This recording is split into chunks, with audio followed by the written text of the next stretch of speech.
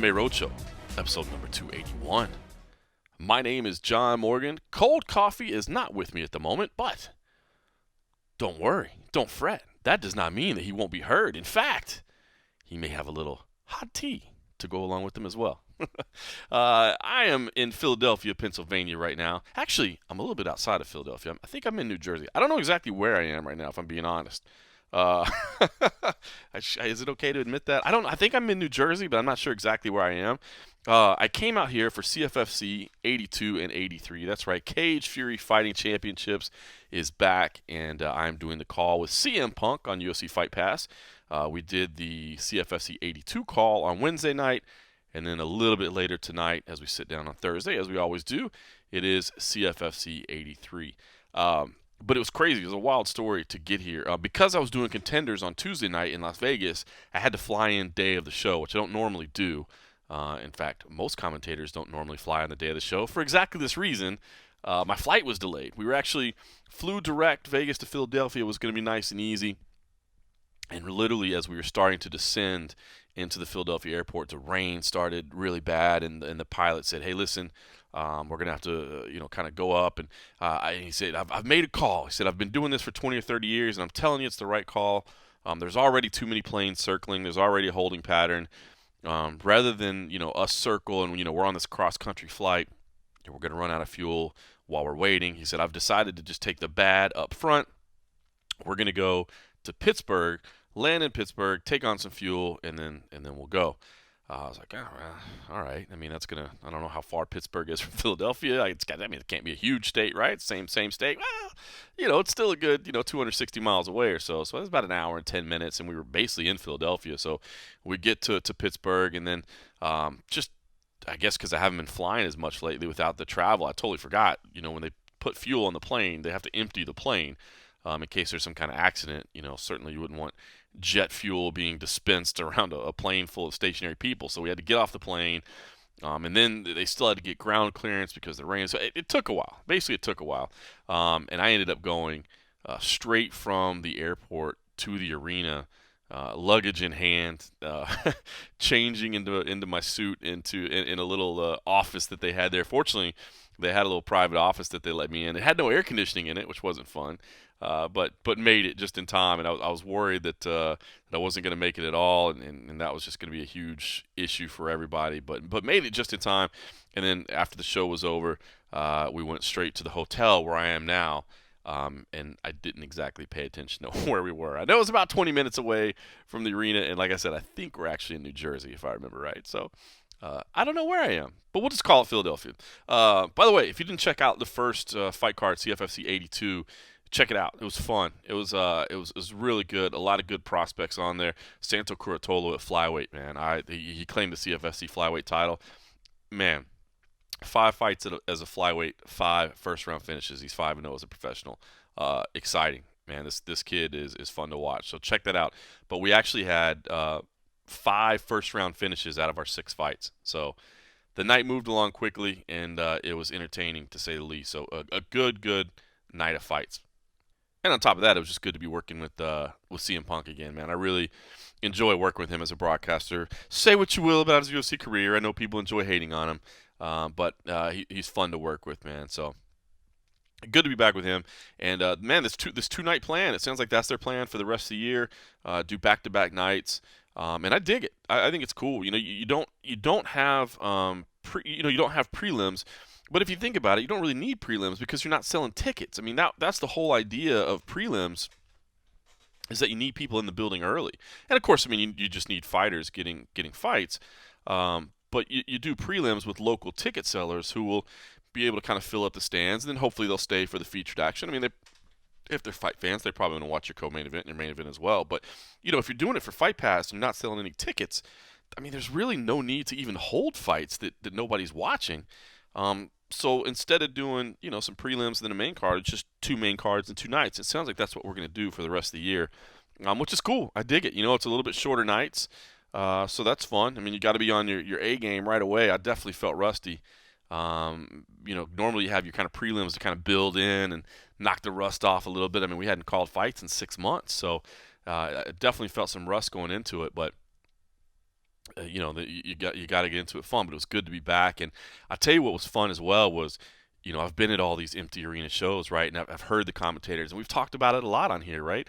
How the commentators are affecting things, and who you can hear more and who you can hear less, and how the setup is. Well, there, we were elevated. We don't have the big plexiglass shields in front of us, but we do have kind of an elevated position, and we're actually distanced from the cage a little bit, as you've seen. But this was the first time that I've experienced being the guy that's actually talking and it's being overheard. And it was I didn't think about it at all really while we were doing it. I just thought, oh, come on, we're doing our thing, and that's what we do. It's not going to affect me at all.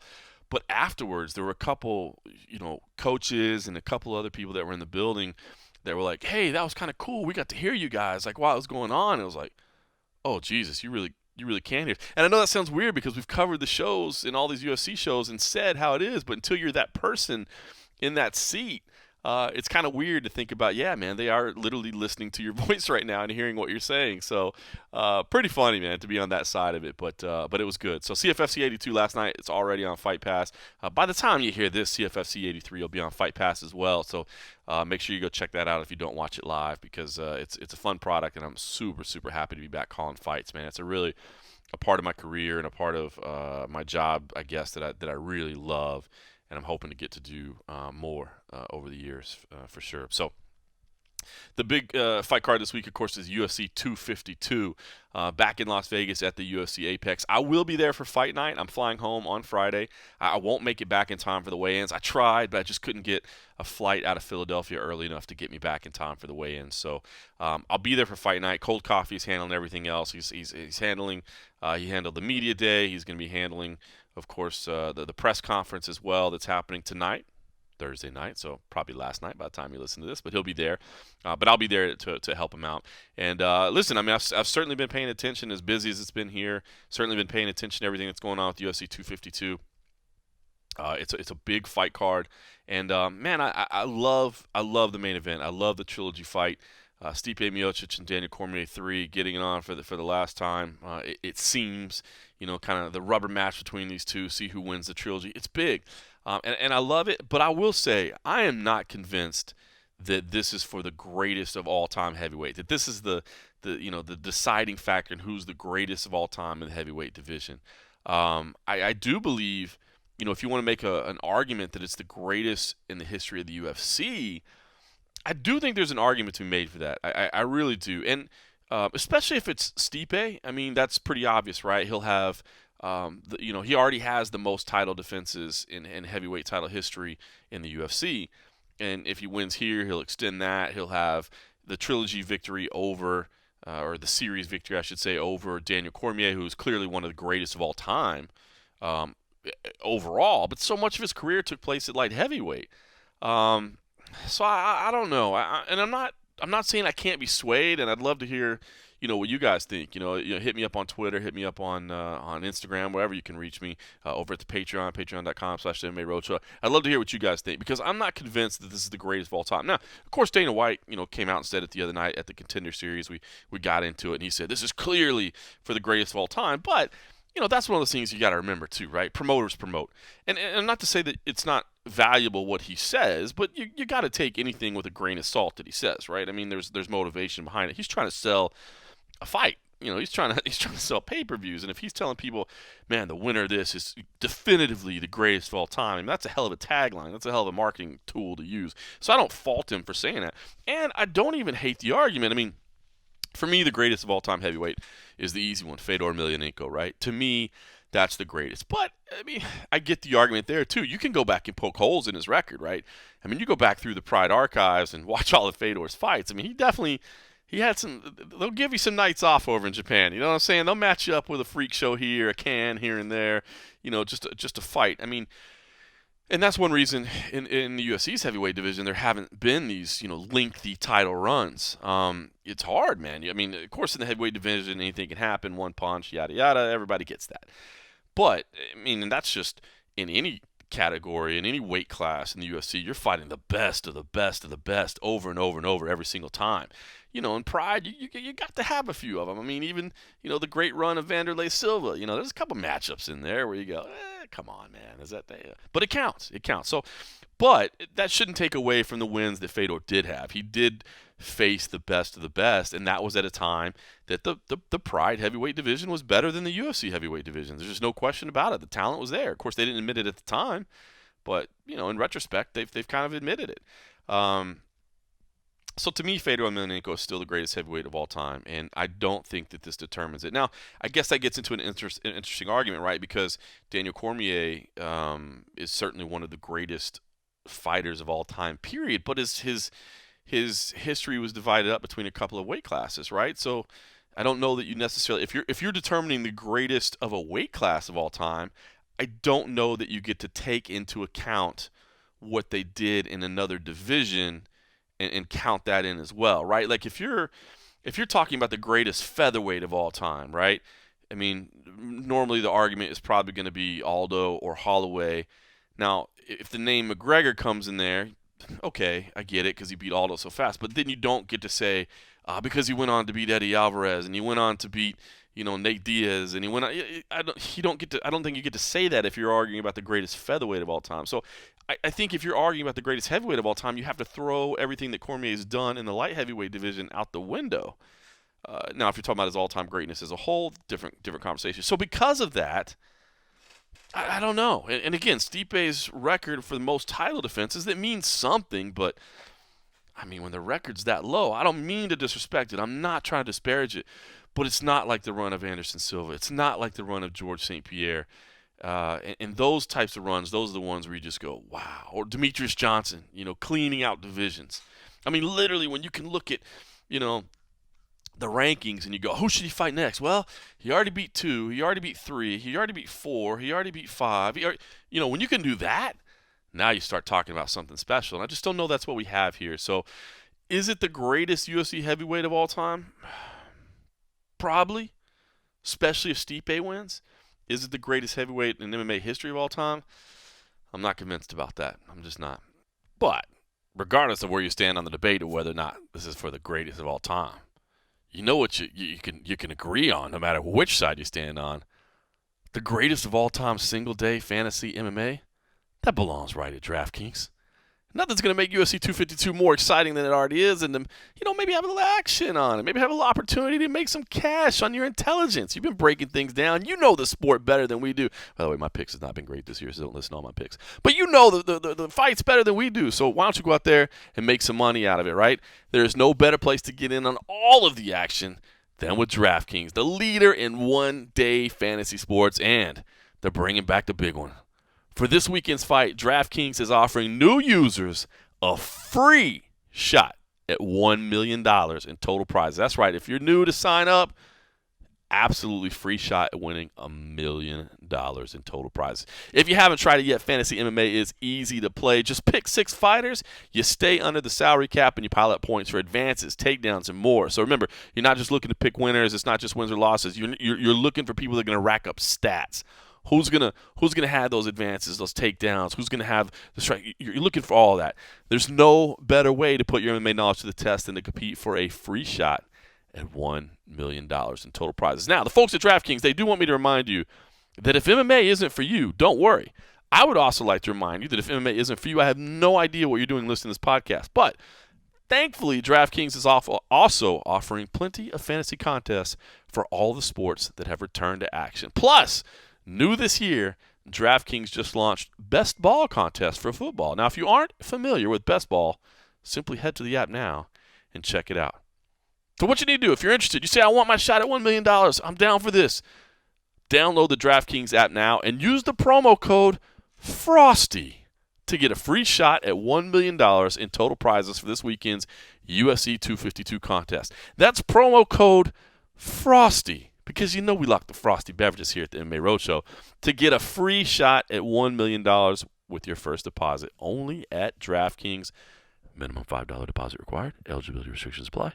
See DraftKings.com for details. big news this week outside of UFC 252, and we'll definitely talk some more about it. Corey Anderson making the move to Bellator. This kind of came out of the blue for a lot of people, for sure. And him making that shift over is big because here's a guy that's still ranked very highly in the UFC rankings, and it was under contract. Wasn't a free agent, but was they were willing to let him go. And it's interesting. I can tell you that Ali Abdelaziz, I've talked to him multiple times about this. He stresses over and over, man, this is a great thing for Corey. It's a great thing for everybody involved, and he has praised Mick Maynard.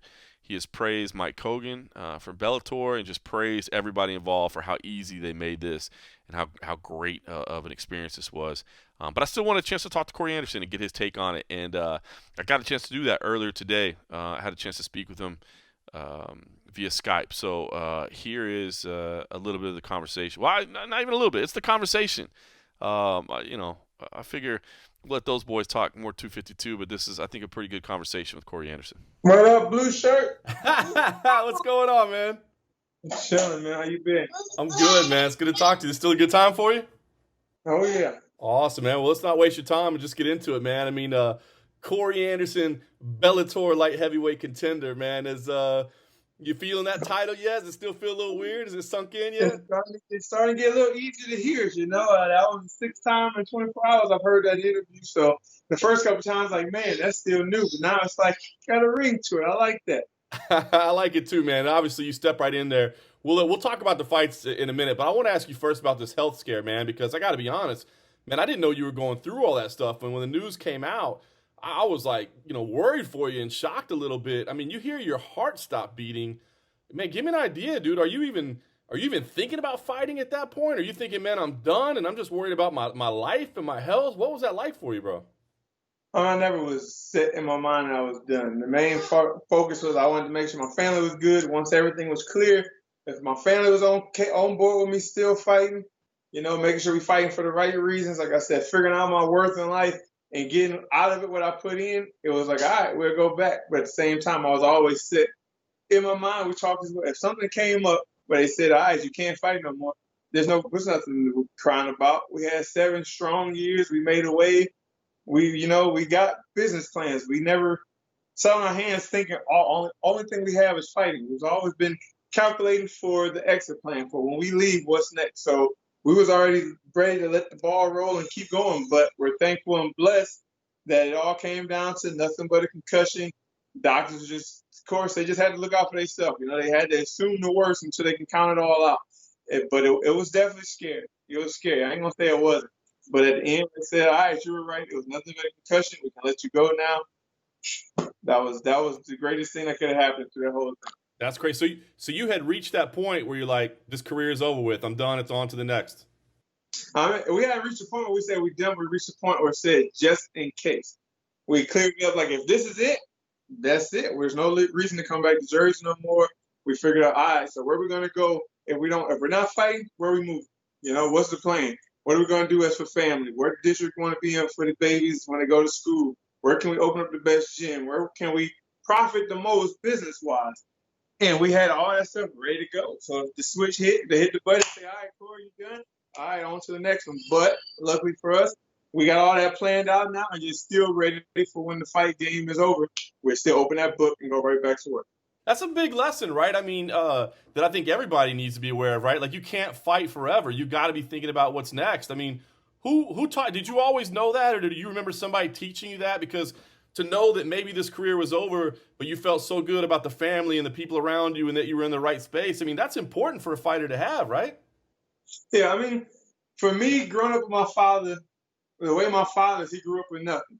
And now he's a wealthy man. So he's always told me, you never can bank on one thing, son. You always got to have a plan. Always got to have a backup plan. Always got to have a business plan. Always know the first thing might not work the way you want it to, but the second or third just might.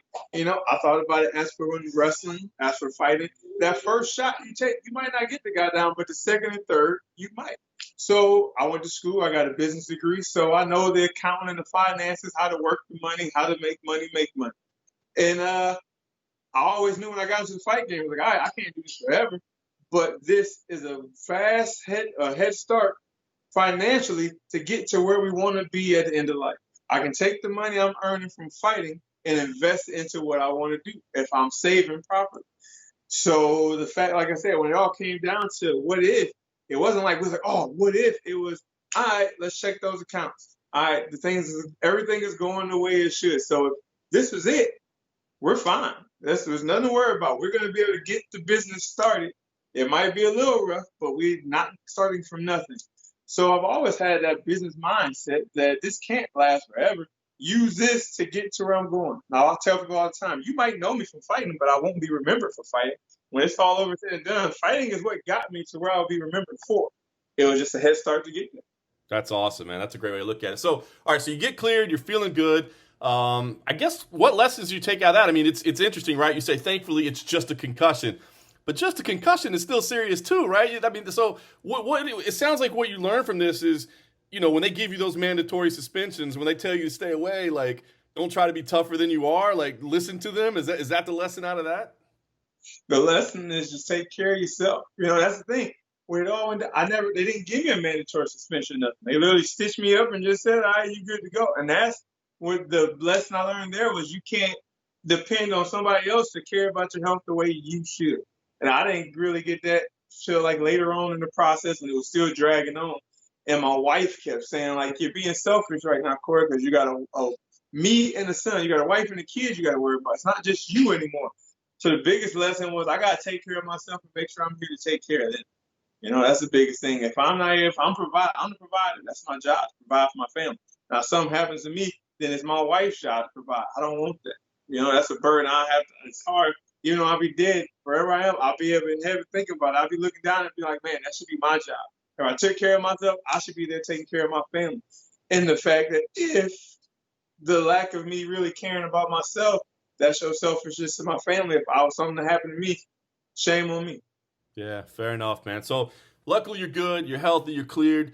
And basically at that point you go to the UFC and say, hey, listen, let's talk. I want to talk about money. And they say, we're not interested. Is that kind of how it went down? You just said, let's throw it out there and see what happens. And they said, nah, we're good with the contract you have. I'm not exactly sure. I never talked to them personally. My manager's doing the talking. So I'm not exactly all the details of what came back to me. We had one fight. I took the fight. The kid Krylov was supposed to fight in September. And then he got hurt. And then they offered me another fight. And it was I can't remember who it was, but somebody, he had like one fight or something.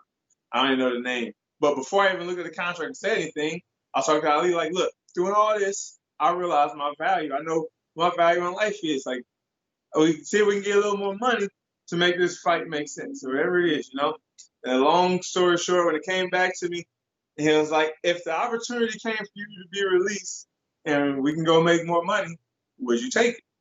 I said, if we can make more money, whatever we can do to make more money, I'm with it. And then, next thing you know, I got a call back and said they granted you a release or gave me a release, however it happened.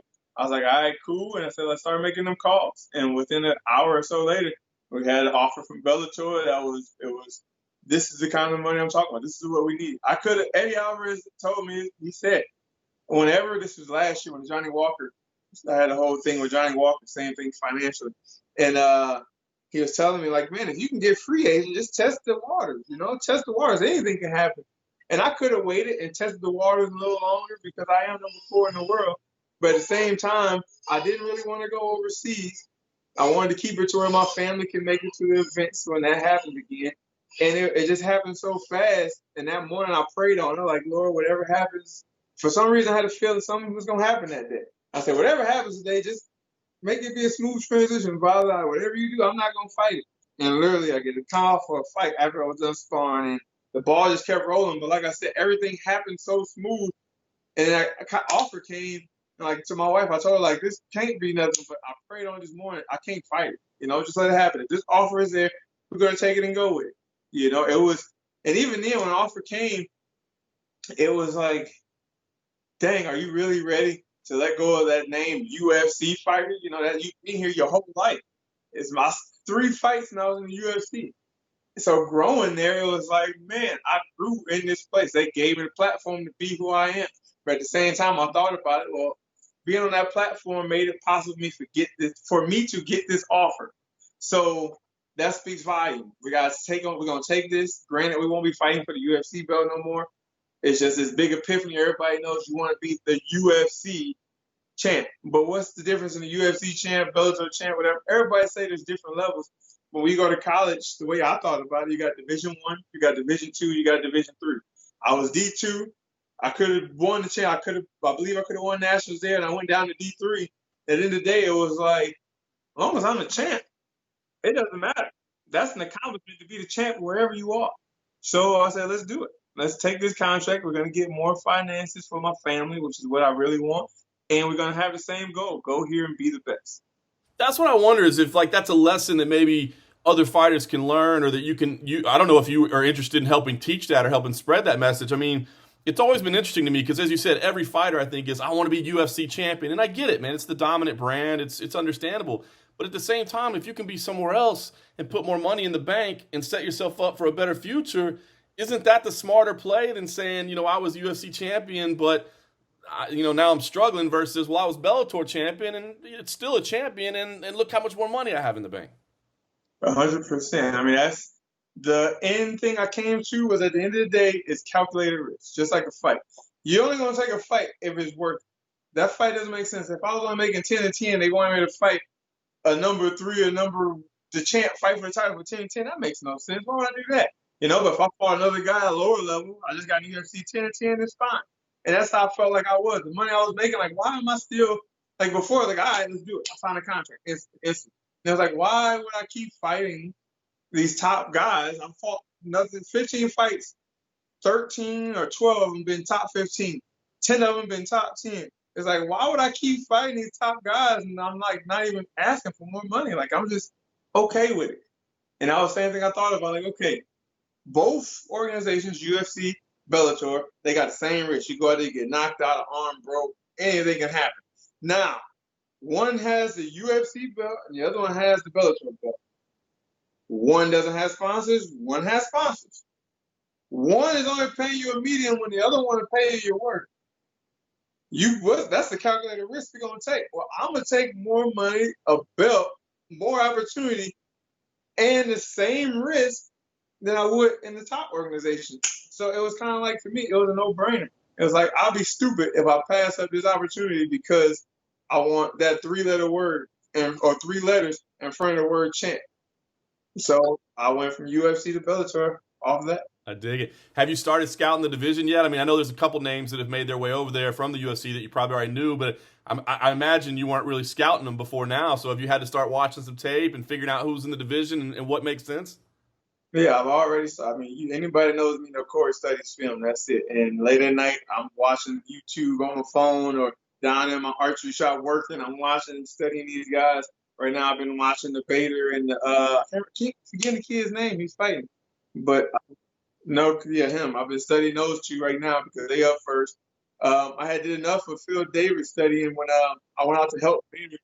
When I helped Bader prepare for Phil Davis in the UFC and Bellator, I studied his films all day so I can fight like Phil Davis to help Bader. So I'm pretty vivid on what he's gonna do, but I'll study his last couple fights again when the time comes when I'm done with these two.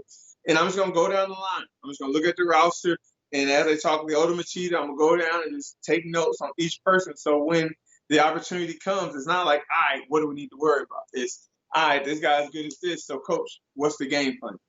And we just get the ball roll. I imagine if this was a normal world, you'd be at the title fight next week, but obviously it's the bubble and the fight sphere and all that. I mean, is there any talk at all about going out there, or can you go watch fights right now with all the enclosed environment and everything? I haven't even thought about asking. Like I said, I've been helping DC and traveling so much. Even that was like tough. I come back, I gotta get a test, and while my test come back, I'm sitting here just waiting. I'm training in the garage. I turn my garage into a gym, but it's hard when you self-train.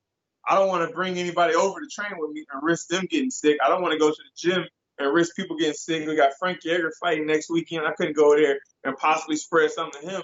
So the fact of me traveling again, if I asked and they granted that opportunity, I'm sure they would make it a way, like give me credentials or something if they wanted to. It's still that chance of me having to come back and then wait again to train. As for, I can just watch it on TV, stay in my bubble, and keep training every day. I got my positive test back yesterday, so now it's like, all right, we back on the grind. nonstop, all gas, no break. I think I know the answer to this as you're wearing the OT hat there, but did Bellator possibly say, we'll sign you, but you got to go back to Beast in 25-8 because that's the better nickname? No, they didn't say that, but actually a second ago, and the guy made a good point. Like, I can bring sponsors back, and Beast in 25-8 is my company brand. So I can just put Beast in 25-8 on the shorts and still rep the name OT. Because the company is still Beast 25-8 LLC. All my shirts and everything comes from Beast 25-8. So the name will be on the shorts. You hear it here, people. The name will be back on the shorts. Thank you. No disrespect to overtime, but Beast in 25-8, that's legendary, man. It's like we get to see it on the shorts. That's it. It will be on the shorts. I don't know about the ass. If somebody want to pay for the ass spot, they can have it. But it's going to be on there somewhere. I dig it, man. Well, cool, man. Well, obviously excited for you. Give me the plan, man. I mean, is there a date that you're looking at where you want to make your debut? And, I mean, do you feel like you should walk into a title shot? I mean, as you said, I mean, you're ranked as high as any of them in the world. I mean, do you think you should walk into a title shot, or do you feel like you got to get one under your belt at least? I mean, I'm not going to say I feel like I should, but I feel like I could. You know, if the opportunity came 100%, it's not going to be like, oh, I need to warm up, or I think I don't deserve. Hell no. They say, Corey, you up next. Let's get it.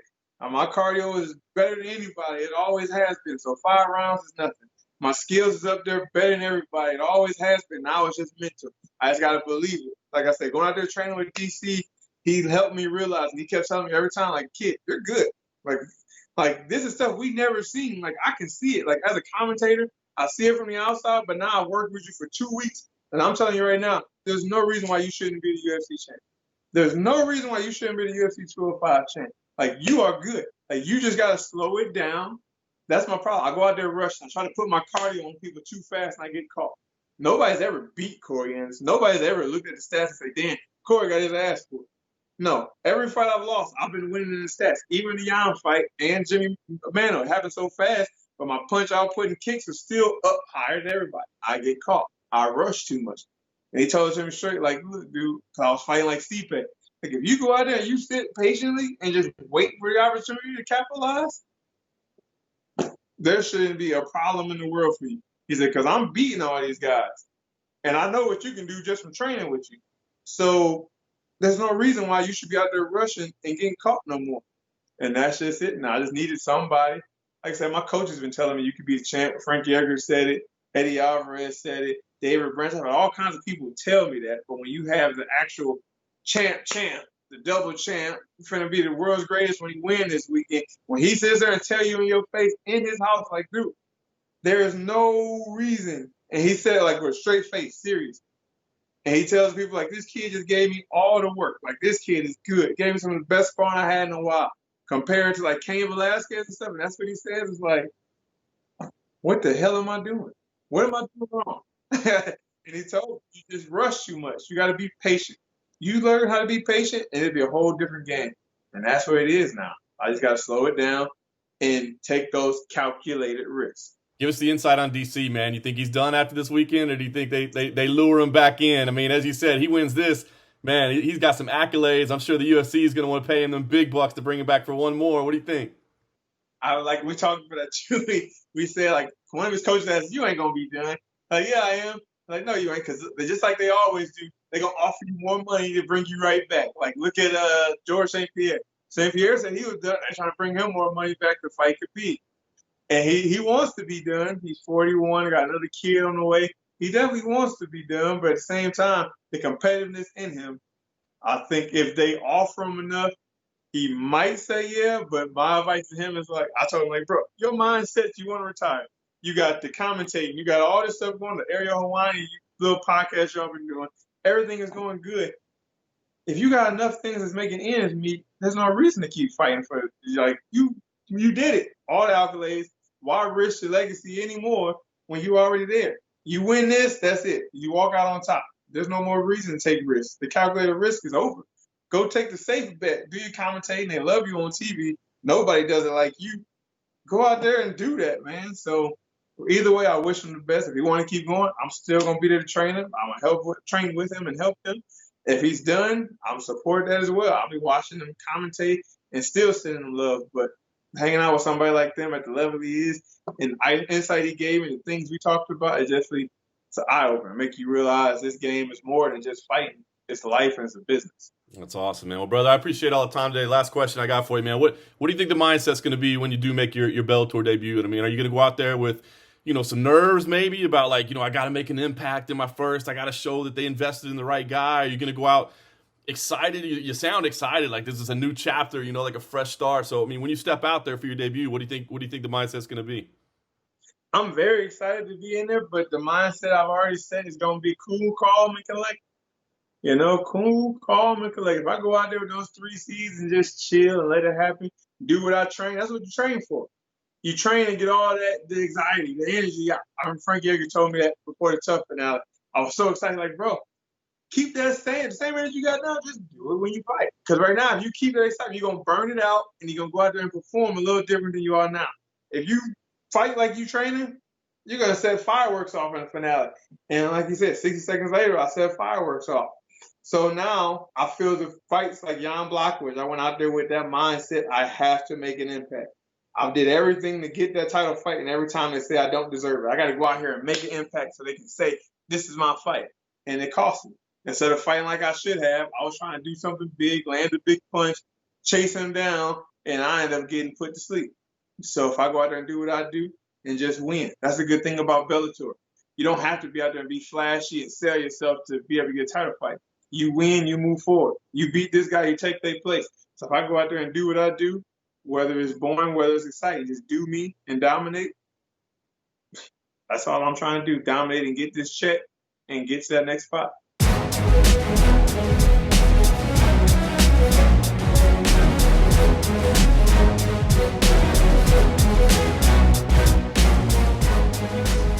Good catching up with Corey Anderson, man. I'm a fan of his. I understand that his fighting style can take some criticism.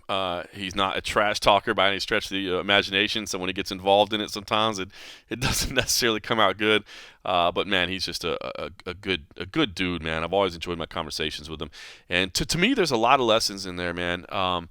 About the way to handle a career and about the way to think about things, and I feel like he handled it from such a mature perspective and an aware perspective, And man, we've talked about this. If you've listened to the show for a long time, we've talked about this about the idea that if you want to be the best in the world, if it matters to you to be called the best in the world, I think you have to be in the UFC, especially over time. I mean, you may be able to reach the top, and even that's going to be difficult. Like, for instance, if a UFC champion, left the UFC and went to Bellator, do they instantly become not the best in the world? Like, no, they're the best in the world. Now, over time, do they perhaps lose that standing because they're not facing top competition?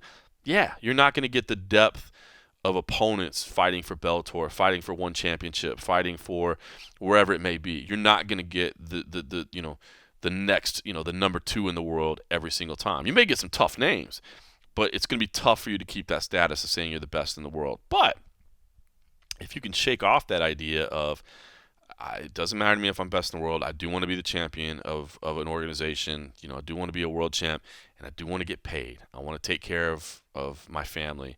Then you can do it in other places. And by all accounts, this contract is more lucrative than the UFC contract was for Corey Anderson. So, how can he argue with that?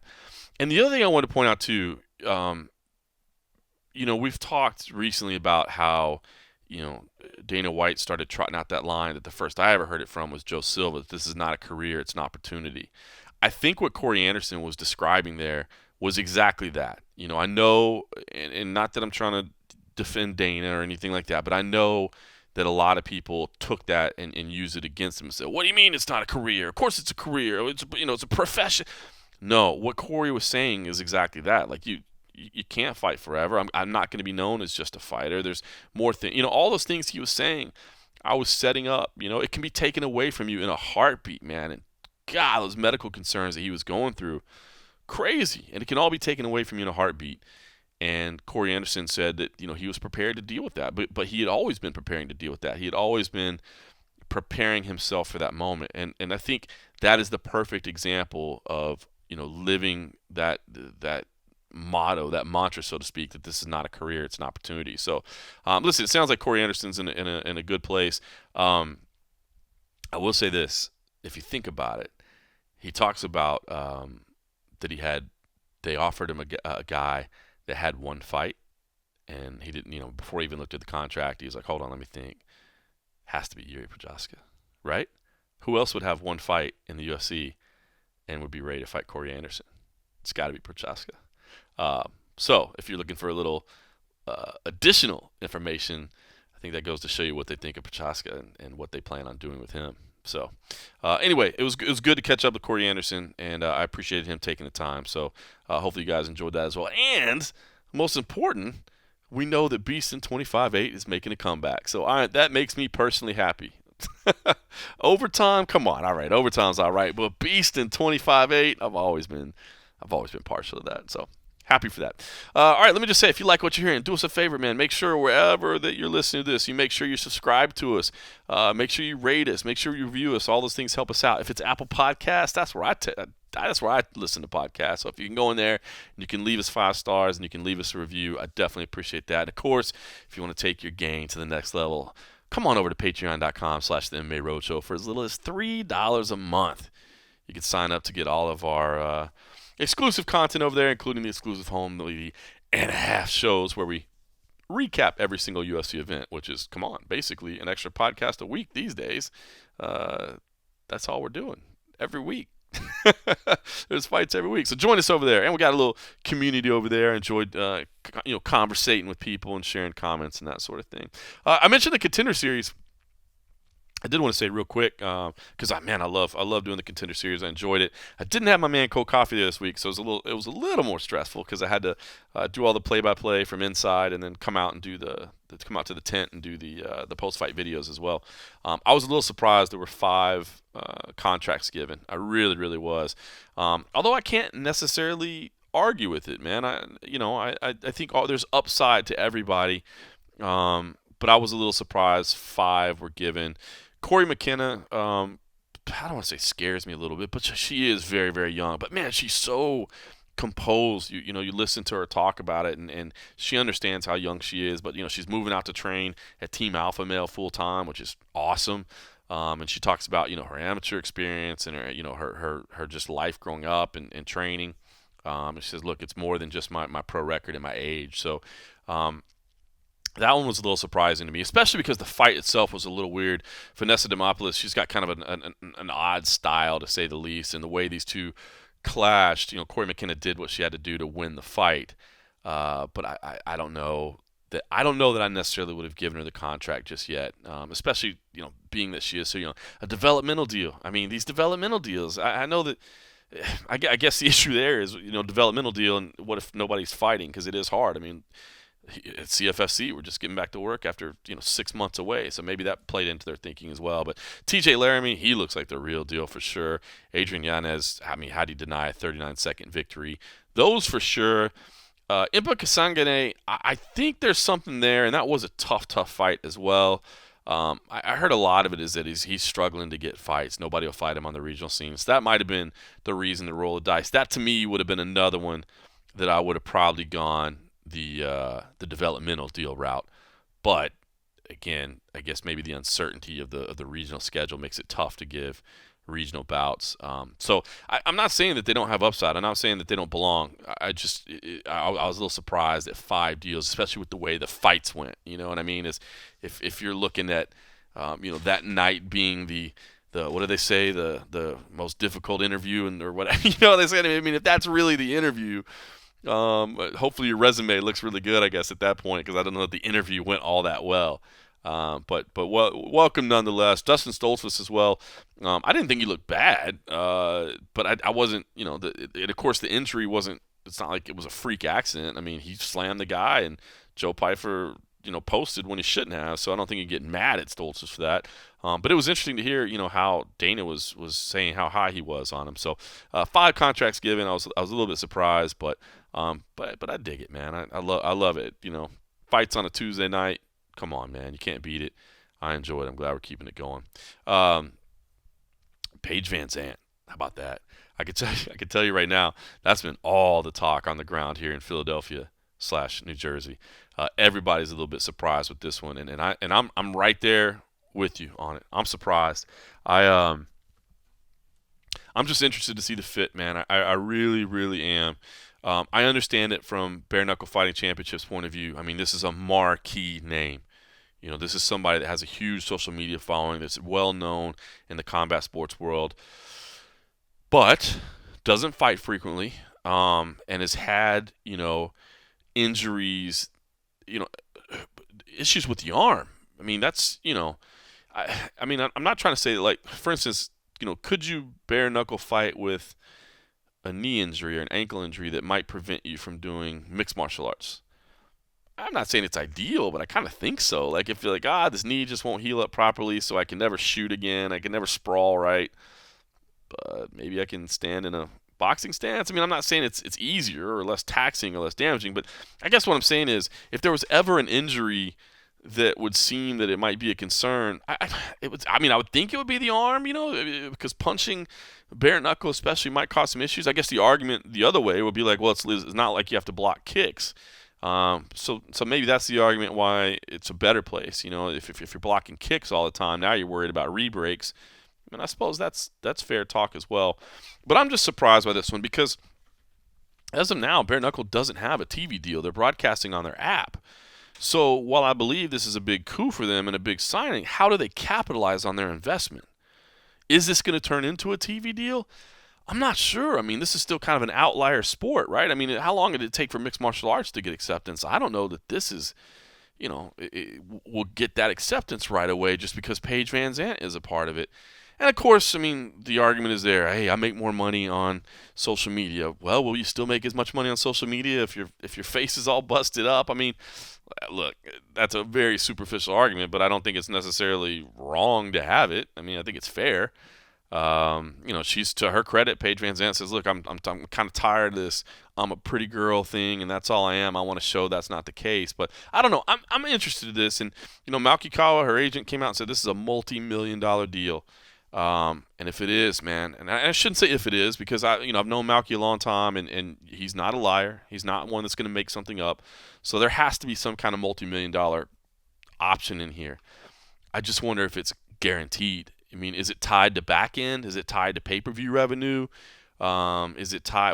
What has to happen for the multi-million-dollar things to kick in? I'm curious to see. And who does she fight even? Who does she fight that generates a ton of interest? I mean, yes, people are going to be interested just because of her. They're going to be interested just because of her. But I don't know, especially in a day and age of pirating and that sort of thing. I'm not suggesting anybody ever should, of course, but it's the reality, right? I mean, people do pirate. Are people going to want to pay money? There's going to be a curiosity factor. There's no question about it. There's going to be a curiosity factor. But is it going to be enough to plop down $10, $20? I mean, if it's a multi-million-dollar deal, are we talking 30 or 40? Man, I don't know. You better have an interesting undercard there if you're talking about that kind of money. So, I don't know. I was really, really surprised by this. But, listen, Paige Van Zandt has done a fantastic job of building her brand, of, maximizing her income through her entire career. So if she thinks this is the right move, I don't think we can sit back here and go, well, that was a dumb move or that was a terrible move. No. Time will tell. And if she feels it's right, then it's right. I'm just curious. I'm curious how everybody comes out of this. Is that money guaranteed? And if it's guaranteed, how does BKFC make their money back on it? Because that's the whole thing, right? You're spending money as an investment, but I don't think they're in a position to just lose money. Just, hey, we'll just go millions in the hole and no big deal. I don't know, man. I was surprised by this. I thought Bellator was the natural fit. I'm sure everybody did, right? I mean, her husband's there already. Bellator is going to be kind with the matchmaking. I mean, they're not opposed to helping you kind of develop. I understand that she's a veteran at this point. She's not a rookie getting into it, but she kind of needs to get back into a groove, get back into a swing of things. I would have thought they would have been happy to kind of, help bring her along in the right manner. I was surprised by this, and I tell you, everybody here that we're talking to as well is a little like, scratching their heads, but they're getting people talking. So BKFC got accomplished what they wanted to get accomplished, but it just remains to be seen if this works for everybody involved, and that's kind of what I'm anxious to see play out. Listen, I had a chance to have another conversation today. Beneil Dariush. I love Beneil Dariush, man. I really, really do. I just think he's such a great human being in addition to a great fighter as well, and he had some early career success, had a couple setbacks, and now he's on a roll again. He had that big finish last week, and I didn't get to cover that one, unfortunately, because I was on furlough at the time. So I wanted to be able to talk to him about this. So had a chance to catch up with Beneil Dariush, and I wanted to share that conversation with you as well. Well, listen, I just wanted to catch up with you since I didn't get a chance to speak to you in person, man. I had to do that because I always love talking to you, man. I mean, you've had a little time to reflect. How are you feeling about that big win, man? Another highlight reel for you. So I was like right after the fight, I was like, man, that performance again, I got wild. I didn't stick with the game plan. But then I watched it again. Actually, defensively speaking, I was definitely more aware than usual. So I'm actually really happy with the fight now that I watch it again. There's certain things I was disappointed in, like not being able to take him down, and what else was there? Not being able to take him down, and like I had to hit him so many times for him to go down. But that's a testament to how tough he is. But besides that, man, I was really, really happy. I'm going to continue to work on my wrestling and my defensive striking, because I think when it comes to attacking, it's so natural to me. It's so easy to just go out there and hunt, but it's not as easy to stop the hunter. Yeah. Well, I was going to ask you, it's funny because after these fights, you're always like, I don't want to brawl. I want to be more technical. I mean, do you ever just go, maybe I'm just a really good brawler and I should do that? Like, it's there. I know it's there, but and I don't want to get rid of it completely. I want to control that so it works for me. Because, for example, I don't know what God wants from me. Maybe I'll retire in like 2 years. Maybe I'll retire in like 10 years. I don't put a number on it, But if I have to retire later on, I can't be getting in a brawl every fight. It's just not. I'm not gonna last long, So I don't mind brawling, but as intelligent as possible. Yeah, smart man. It seems to be in my character, and it is who I am. It does. So let me ask you. This is an interesting question, right? Because I know you're a worldly man, you're a religious man, you're not all about the money, but this is a financial venture as well. You were fine not getting the bonus, but I mean, damn, did you deserve a bonus for that? I know you were so great the night of saying give my bonus away, but now, I mean, does it sting a little bit? Does it not have that 50 G's? It's okay, man. Honestly, like I got home. I got to spend time with my nieces. I got to spend time with my family, and like, it is what it is. I'm so blessed. I'm so fortunate. I'm getting to live my dream. I'm getting to do what I want. I get to get back into the room. Hopefully this week or next week, I get to start punking these boys again in wrestling, because they keep trying to get me, but they can't.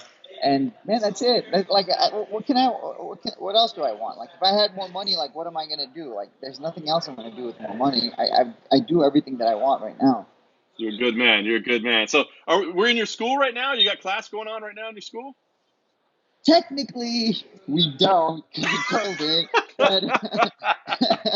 but yes, we are a bunch of wrestling kids. Just I started with like 2 kids, and these 2 kids found like 2 other kids, and those 2 other kids brought in like 30 kids. So now I'll have anywhere between 20 to 50 kids on my mat around noon, 11 to noon, and things like that. So right now they finished up, but they're just goofing off in the corner.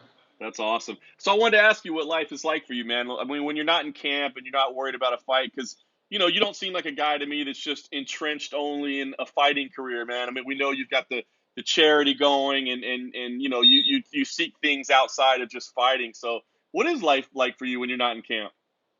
So right now I'm actually running a bunch of errands because because of the fight I put all my errands off. I'm running a bunch of errands. I gotta go shopping and we're doing a container shipment to Haiti. We're gonna I'm sending shoes, clothes. I got that going on.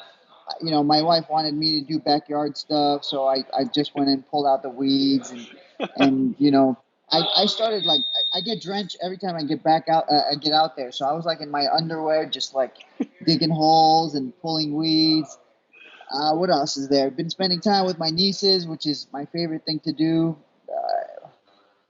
Yeah, man. And then, and I want to travel to Haiti, so I was hoping to go to Haiti in the next couple of weeks. But Ali calls me and he's like, "Hey, chill out. We might get another fight short notice. You don't know." I was like, "What do you mean? I either have a fight or I don't have a fight." He's like, "Well, we're trying. We're talking about this guy, Charles Oliveira." I'm like, "Well, is it real or is it not real? Like, I want to know." So right now I'm like stuck in this weird limbo place. I don't know if it's happening or it's not happening, but supposedly I'll get an answer in the next couple of days. Hey, that's a good fight, man. That gets me excited. You like that one?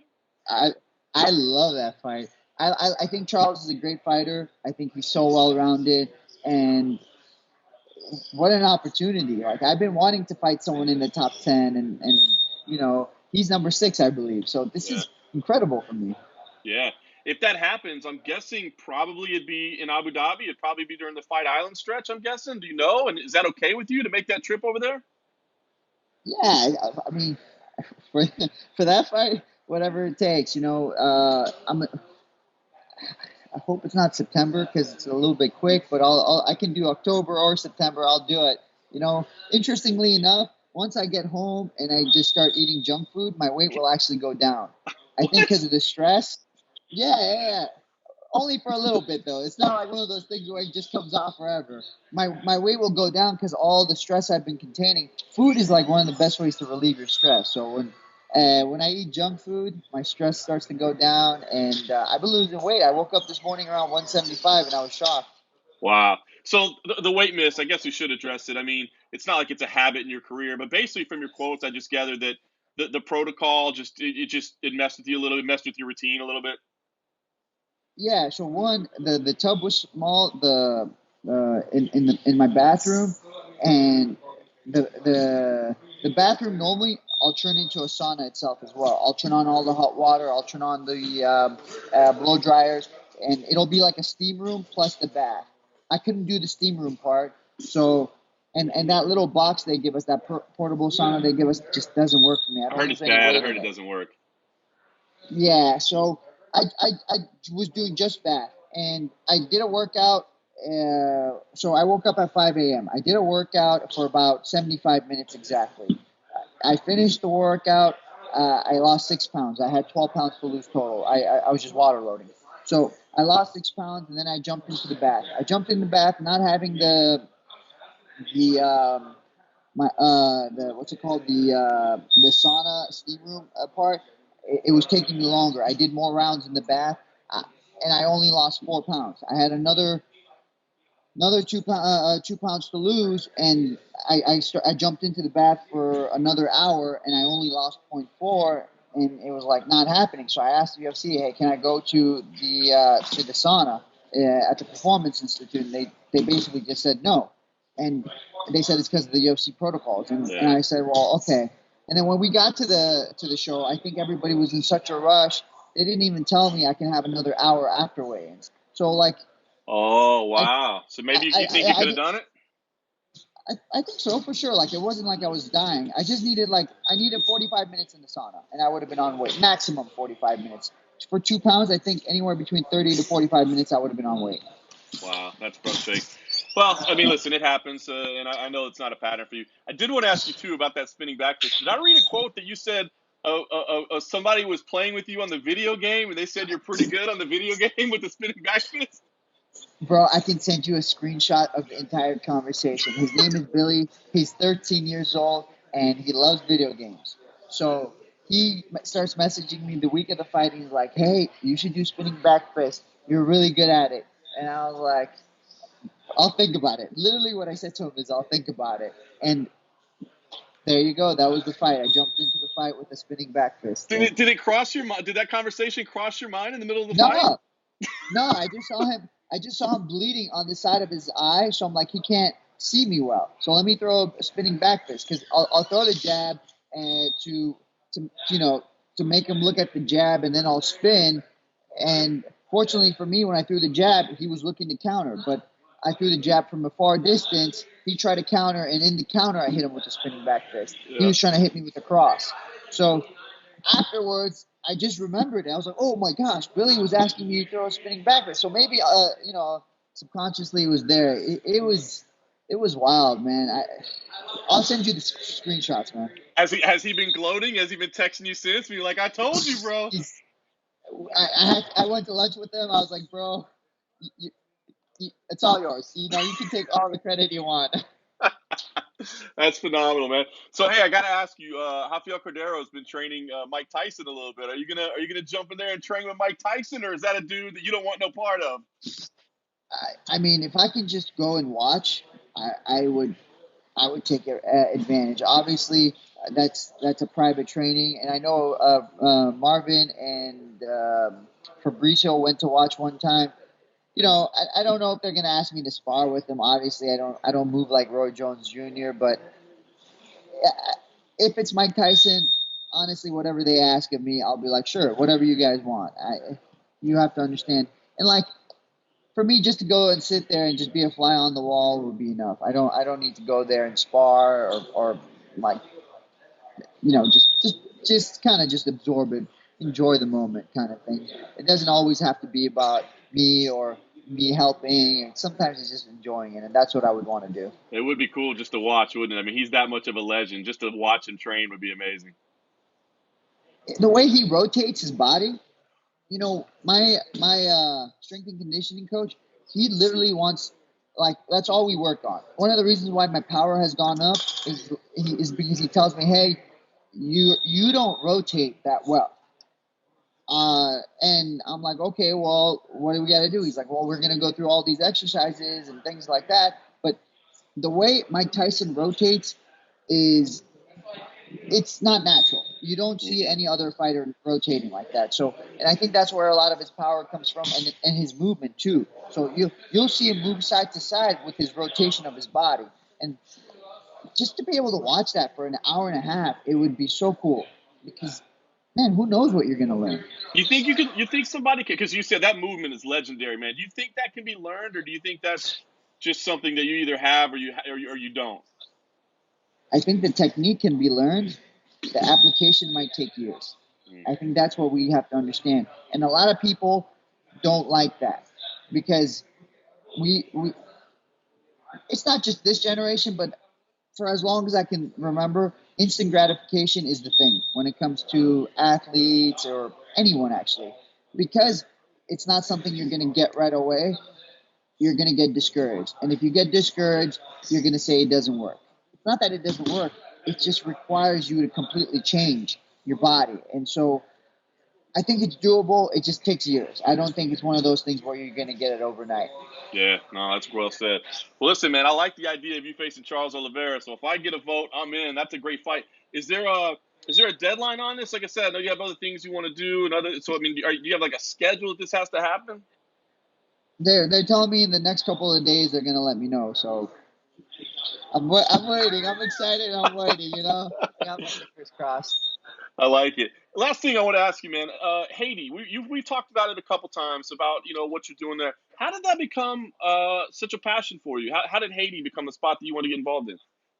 So it was it 2015?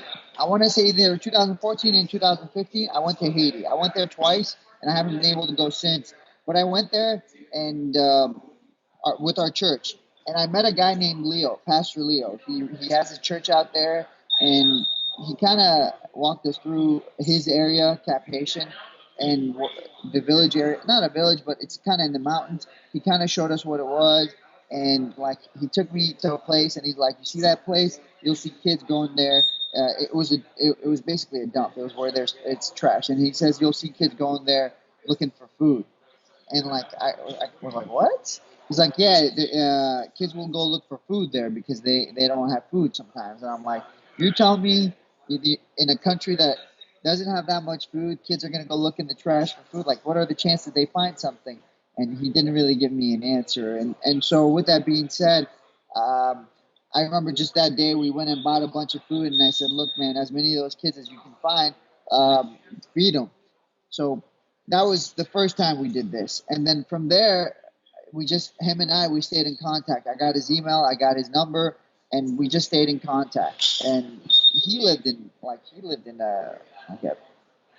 pretty much like a couple of bricks on top of each other. It wasn't like he was living luxurious, but we stayed in contact, and we started doing this feeding program, and I would send probably once a month or once every other month money for the feeding program, and he would send me videos of it. And it wasn't just feeding them physically, just food, but he was also feeding them spiritually. He started teaching them the Bible, started teaching them scripture, and so it went from a feeding program to a feeding program plus school. We ended up building a school in that area, which didn't cost much because they just tossed a couple of bricks on top of each other. They put out a good frame and all that stuff. We made sure it's safe and as much as we could in Haiti, and then all of a sudden it's a school, and now they got credited by Haiti as a school, which again doesn't take much because Haiti doesn't. They just want their like $50 or $30, whatever it is for their registration, whatever you call it. So we started with the school, and then there was I think it was end of last year, I was listening to a interview by a guy named Tim Ballard. He's got a Operation Rescue and Nazarene Fund, but he fights child trafficking and sex trafficking. And he was telling me how Haiti is, or not me, but he was telling the interviewer, like, Haiti is one of, like, it might be top 3 in child trafficking. Kids just go missing. And like that hit me hard. And as he's talking, I'm like, what can we do? And he mentions, the way they do it is through orphanages. They set up these fake orphanages, and they just get the kid, like they get a bunch of kids there, and they basically sell them off. And then once they sell the kids, you don't know what happens. Like they just disappear. Kids are gone.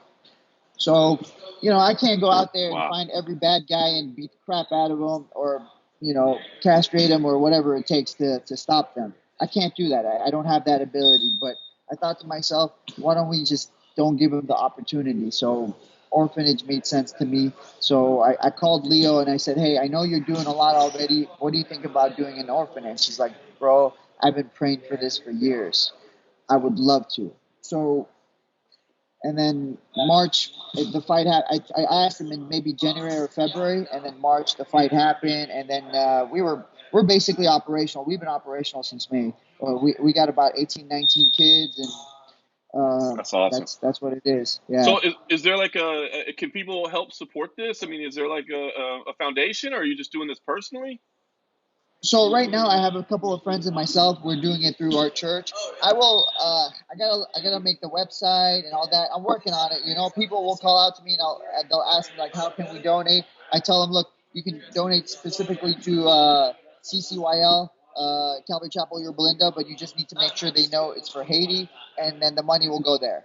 And as much as financially it's great, if you want to help personally, that'd be great too. One of my biggest things too is I want to send out missionaries there. I want to send out a lot of missionaries to Haiti and to spend time at the orphanage to learn how to do it and maybe start their own orphanages. Wow. That's another thing I'd love to do. One is not going to be enough. Leo is not going to be enough by himself. So the more people I can get out there, the better. And yeah, so that's what I'm trying to do right now. I'm trying to figure out the website. I'm trying to figure out the kids right now. But little by little, it's all coming together. And what's crazy is not like I haven't had any like things to stop me. Nothing's gotten in the way. So it's incredible. That's awesome, man. Well, that's why I love talking to you, brother, man. You're always such an inspiration as a human being and doing things outside the sport. And hey, man, you're ranked again. You know what I mean? You're making the way. This would be a huge fight if it comes together. So what's the plan, man? I mean, I know you got ideas outside of fighting, but give me the plan, in the fighting career right now. Yeah, let's talk about fighting. I mean, God, this is what God put me on this earth to do. He gave me talents, and this is my job. And I'm grateful to have this job. I think if I fight Charles and he's number 6, and if I perform dominantly, I won't be 6. I'll be number 5. That puts me top 5 in the world. Then I'm in the so-called elite of the lightweight division. I think one more fight from there, a guy like Tony Ferguson, a guy like Dustin Poirier, puts me at the title. So this could be a pivotal moment in my career, and how I respond to it is everything.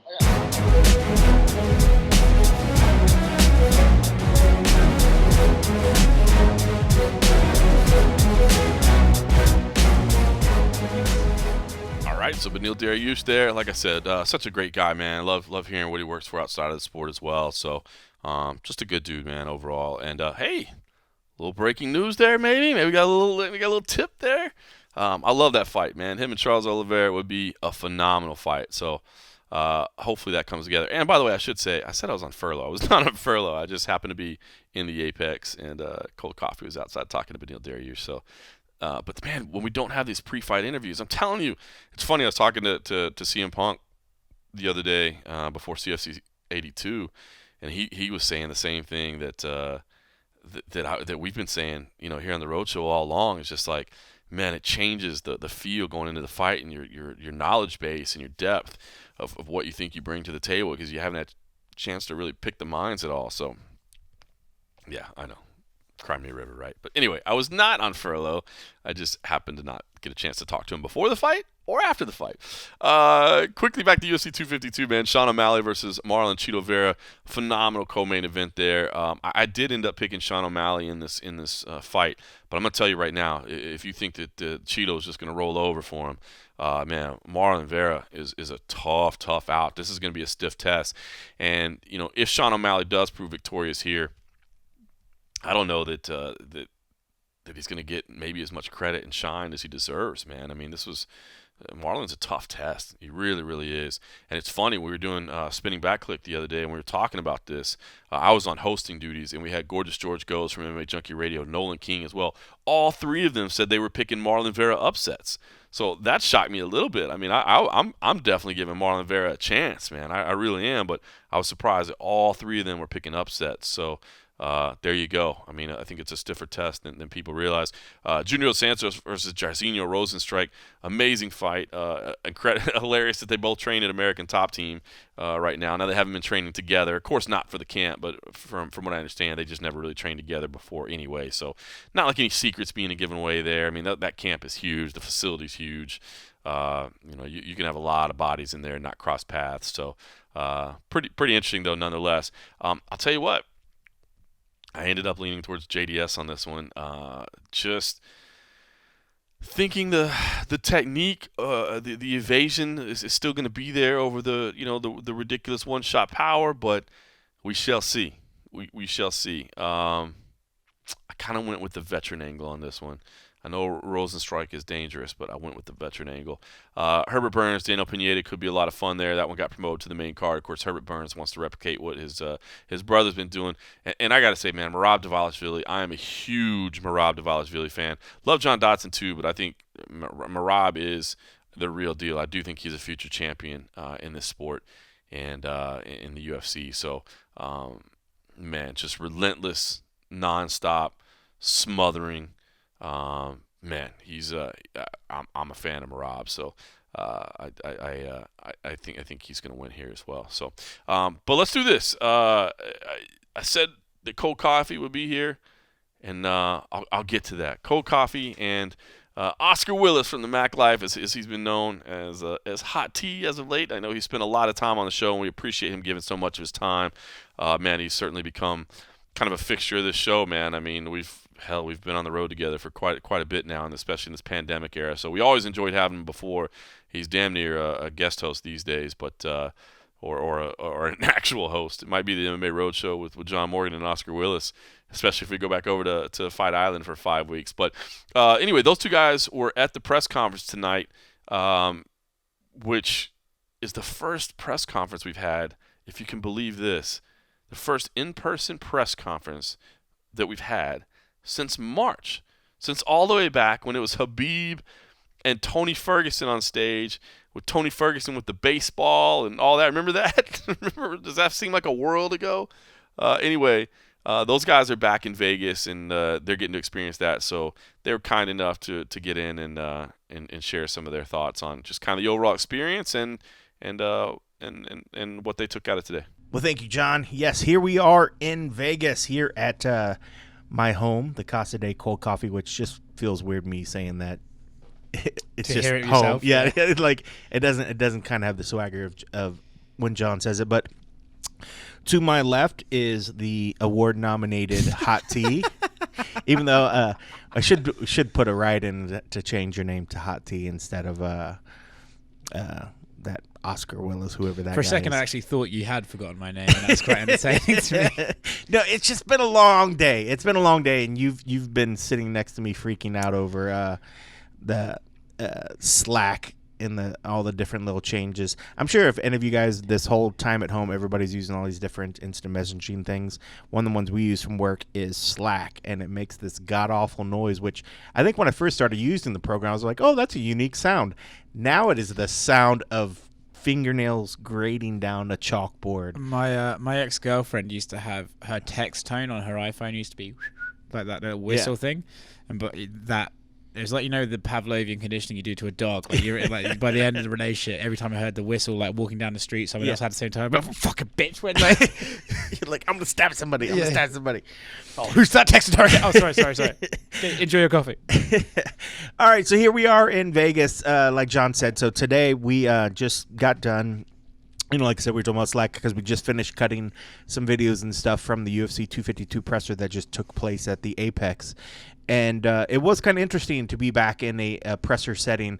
It's funny because, like you had mentioned, being in that building kind of shifted the days off because normally we only go into that building tomorrow for the weigh-ins. Right. But going in there today, it was kind of interesting, you had the video playing like you would normally see in one of the big arenas. You know, they're playing their little promo video, but there were only probably about maybe 12 tables in the room, something. I think 20 media. 20 there. media. So 12 tables spread out. Kind of spread out and everything. You know, the fighting was there. Kevin Oli was there. Okamoto was there. Yeah, he was. A few other randoms, were there. So it was fun to see, but it was good. It was good to kind of be back in that thing, be in front of a fighter and just be something different than what we've been dealing. Now when we deal with the fighter, it's always just this either, at least in my aspect of dealing with, it's just post-fight guys, just sitting one guy at a table. I know in Abu Dhabi they did some pre-fight ones for you guys. You actually got to see a fighter there at the podium, before you did. I mean, not too dissimilar to the post-fight stuff, though. It's still everybody asking them the same questions. So. And still kind of distant. So it was kind of nice to see two fighters at a podium together with Dana kind of in the middle. It just felt normal. It felt like it was like a step back into the normal direction. So give me your thoughts a little bit about here we are. We're at a huge moment where a lot of people are talking about whether this fight is, the heavyweight GOAT. You have one career that's ending. We'll talk a little bit more about that. You have one career that's ending after this one. But what are your thoughts? Does it feel like the moment is as big to you as it would feel if we were in, say, T-Mobile, the build-up, with fans?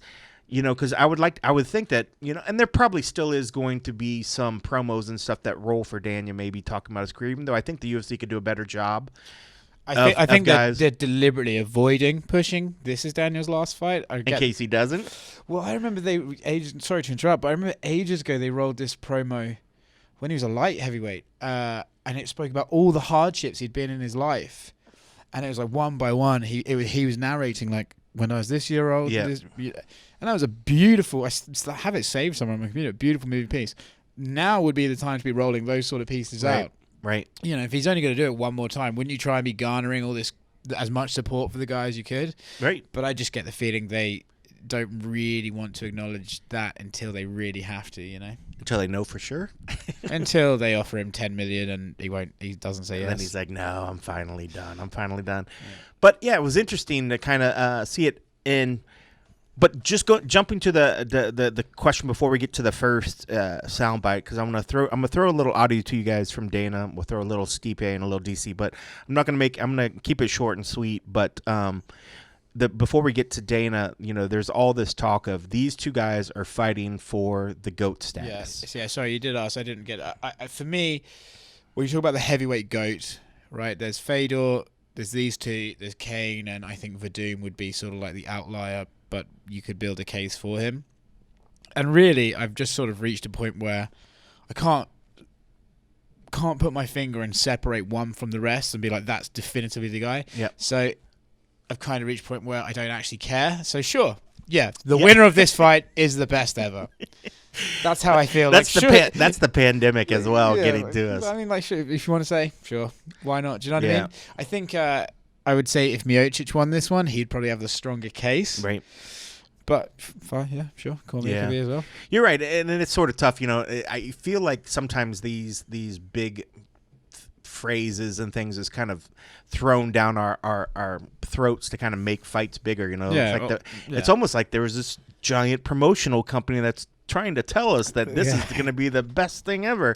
But I guess I do see the value in this fight when knowing that one guy is going to step away, and especially a fighter that's given us a lot over the years. Yeah. So I definitely do see that there is some value in that, and I know a lot of people are talking and really promoting this fight to be something big, and but outside of us talking about it, let's let this guy, you might have heard of him before. His name's Dana. Do you think he'll big it up, or do you think he'll? Say again? Do you think he'll hype the fight up, or I don't know. I know he's done it in the past. I wonder if he'll do it this time around. I think he's going to go low key. Tune in. Guys, listen, I get it. The cards are mixed and matched right now. But when you consider his Conor intros for the Conor Mayweather as the high bar, everything is low bar. This is true. Below that. He should do that in the empty Apex when it's just us, like raining, defending. It's like, wow, there's 20 people here. That would be so incredible. Yeah. All right, but enough of us jabbing about it. Let's hear Dana promote what he thinks about this fight and what this fight means to the UFC. Where does this fight rank in terms of the biggest fights that you've had in your career with the UFC? Yeah, it's massive, and obviously the trilogy. I look at this fight like, everybody that I've been talking to, I've been doing media all week. I just got off an hour and 15-minute call with Rogan, who's losing his mind. Me and Rogan geek out before these fights all the time, and this one is one of those. I'd have to call this the best trilogy, especially because of the first two fights. First two fights. You don't see heavyweights go at it the way that these two have in the first two fights, and the result. Cormier, catches him with that shot in the first fight and knocks him out, and in the second fight, Cormier comes out and was lighting Stipe up with some big shots, hurting him. He goes back to the corner, and they make some adjustments.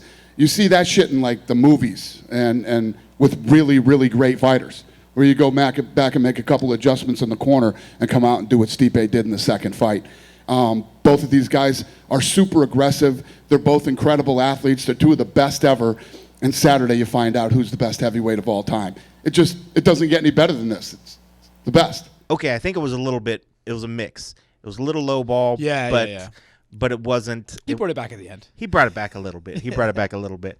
But clearly you can see this fight does mean a lot to Dana. It does mean a lot to the UFC. I mean, it's hard for it to not, especially when you're taking into account what Dana's meant for it. And if you guys, or what Daniel has meant for them. And you go to YouTube and listen to the full interview. You can actually hear Daniel really sort of talk a little bit about why he thinks that he got these sort of fights. They were not gimmies. These are fights he earned. And I didn't take his bit of audio. I'd rather you kind of go and give you a reason to listen to the full interview, because there were some really great choice moments. But before we get to Daniel, let's talk about the champ. Stipe, it's great to see him. One, what did you think of how they looked? Svelte. Right? Tight like a tiger. They looked really, really good. I know leading into this, everybody had been saying, like, oh my goodness, they've lost so much weight. They're coming in lean and mean. And they really did look lean and mean. Stipe especially, and the hair as well. My God. He looks sharp. Should be a model. Right? Also wearing glasses, getting ahead of those eye pokes early. Yeah, you got to watch those. But no, I thought they both looked great. I thought Daniel looked incredible as well. Really, so kudos on that. And if you guys haven't seen the video, watch. They did a little face-offs as well. Stipe's he's a big dude, man. Even though they both are very lean, Daniel always puts on a decent amount of weight back after the weigh-ins before they go, so he always fills out a little bit. But just the size advantage of Stipe, you could definitely sort of see it. But they did look lean and mean. What did you think of the face-offs when you saw them? Face-off was good. Face-off was pretty standard. I think to me, if I'm gonna analyze the press conference, I'd say we were on the ground and we did see it. Things that you might not have seen the way they were showing it. I spent a lot of time looking at one man looking at who wasn't talking. I would look at the guy who wasn't talking. Mm-hmm. So when someone was asked a question, I'd look at the other guy, because that's usually when they lower their guard and you see their natural body language. Sure. DC looked a lot more, I would say tense, but focused is probably the right word. He there's a lot of sort of staring off into the abyss, where Stipe was pretty jovial. I even felt Stipe was almost trying to pull back away from the tension and away from the rivalry. There's a couple of things where like he joked very early on, like, oh, look at this guy, he's, dressed, I like your suit. Yep. It seemed like Stipe was... That was kind of his little icebreaker. It definitely felt like... I don't think... I think DC was probably waiting to see Stipe's lead and would have followed suit. I'm sure if Stipe wanted to be a cold, like, give him the cold shoulder, I'm sure DC would have quite happily embraced that. I think you're right, because I think that's the sort of thing that sort of happened as the fights went on. It's weird. Yeah, they were friends. They started and it was very, very jovial. Even when I'm doing a little piece that kind of that I'm going to release tomorrow of all the face-offs leading up to this. And when you go back to look at when they were in the Apex, I was just thinking to myself, I was like, why? I was like, where's my footage of the second one? And I remember I wasn't allowed to be at that one. Because you're a bad boy. But no, in the Apex, they did a little face off, and it's funny because Daniel sort of like kind of jolly and just kind of touched him on his chin. And I was like, man, that if they were in a worse case, like imagine if Stipe was like Nate Diaz and somebody tried to be all funny and touch his chin, shit would just go to hell. I think if they did that now, it probably wouldn't fly. It wouldn't be the same. You're right. Something along the lines changed a little, and that just could be. And it's not like they ever really talked a lot of junk. I think it's just competition, pure competition, and one guy winning, another guy losing, and then knowing. That just sort of shows the stakes for this fight. Like they are fully vested and know that they need to win this fight. It's not just the losses though. I think it's the way the winner handled the loss and how the loser felt about the loss. Because the most interesting thing to me about this third fight is the aftermath of the first fight is exactly the same that happened after the second fight. DC won the first fight, and Stipe said, that was a fluke, you need to let me run that back. Yep. And then DC fucked off for a year, chasing the Brock fight. Yep. Then DC lost to Stipe, and DC said, look, I lost because I was being a dickhead. That was kind of a fluke. You've got to let me run that back. Stipe and then like, Stipe... Sorry, we got a fucking pandemic going on. Stipe took off for a year. And I feel like it's in there that the tension arose. They both sort of felt that because they're so competitive, and when they're so competitive, I don't believe they'll ever admit like, oh, he was better than me. They'd find reasons why they weren't better that night. Yeah, they're so competitive. But I think at least listening to DC, he's an analyst though, and I can see where he could at the end of it, because he's done as much with the Jones stuff when he's talked about his losses. He mans up. He doesn't. I don't think he might make slight excuses at times about stuff, but he mans up about it, and I think Stipe would do the same. I think after it's all said and done, I think so. He probably could say, whoever was the better of the two of us, but I sure gave him a run. I sure did something. I'd be interested to hear Cormier talk about the Jones fights if he was like a natural light heavyweight, and he couldn't have won the heavyweight belt. If he just stayed at 205 and never got that third fight with Jones, how would he look at the Stipe was such a redemption for him, like, oh, I don't need John, this is my legacy. And it was just good, I think good for his soul. Like Daniel put so much of himself in there, hence the tears after the losses. He wears his heart on the sleeve, so I think getting that win was very good for his soul, just in the sense of like, I think he was really starting to have some doubts of where he actually stood. I knew he had his moments of greatness, and he knew he was one of the best fighters ever. But by being able to jump back into his natural weight class and to take the guy down that at the time everybody was like, this is the dude that's going to be the greatest heavyweight of all time, I think that's another interesting thing about the fight. The best fights I find are the ones you just can't predict, right? The ones that you go, I haven't got a fucking clue what's going to happen. There's a few of those that, like Jose versus Conor when they fought, hadn't got a clue. I remember Jones versus DC when they fought the first time, hadn't got a clue what was going to happen. It was just, and I feel a little bit like that with this. But a part of the reason why I feel like that is both of these guys are so intelligent. Yeah, so it's watching the press conference today was almost like a weird sort of mental game of like chicken. Yeah. Like, I'm going to wrestle. He's going to go for the body shots. And they're both looking at... I just don't know. Could it and almost like they were waiting for the first person to break. Like who's going to take something too personal, but they never really jabbed too far. I think they were very very polite, but there were a couple of moments. I think even in that exchange where DC was sort of prodding a little bit. Yeah. You know, like, let's be real. You know you're going to go there. You're going to take it down. Like, Stipe could have, engaged. He could have took it, but Stipe being typical Stipe, he was just like, oh, you're right. And he's like, oh, you talking to me like my woman talks to me. What, if you ever want to, DC gave one of the ultimate mind games. If you ever want to learn this, guys, if you accuse someone of saying or thinking something and then immediately go, see, look at your face, they'll always break. You'll always get them like that. And that's what he did today. Yeah. Well, let's play a little bit of Stipe because, if anybody's watched any Stipe interviews over the years, he's a very colorful, brash. Yeah, he just long-winded. He just tells stories. Yabba. It's funny, and you'll hear in this, Stipe was typical Stipe, it was very short answers and stuff, but this is a little exchange that happened, and some of your questions there, they were the best ones.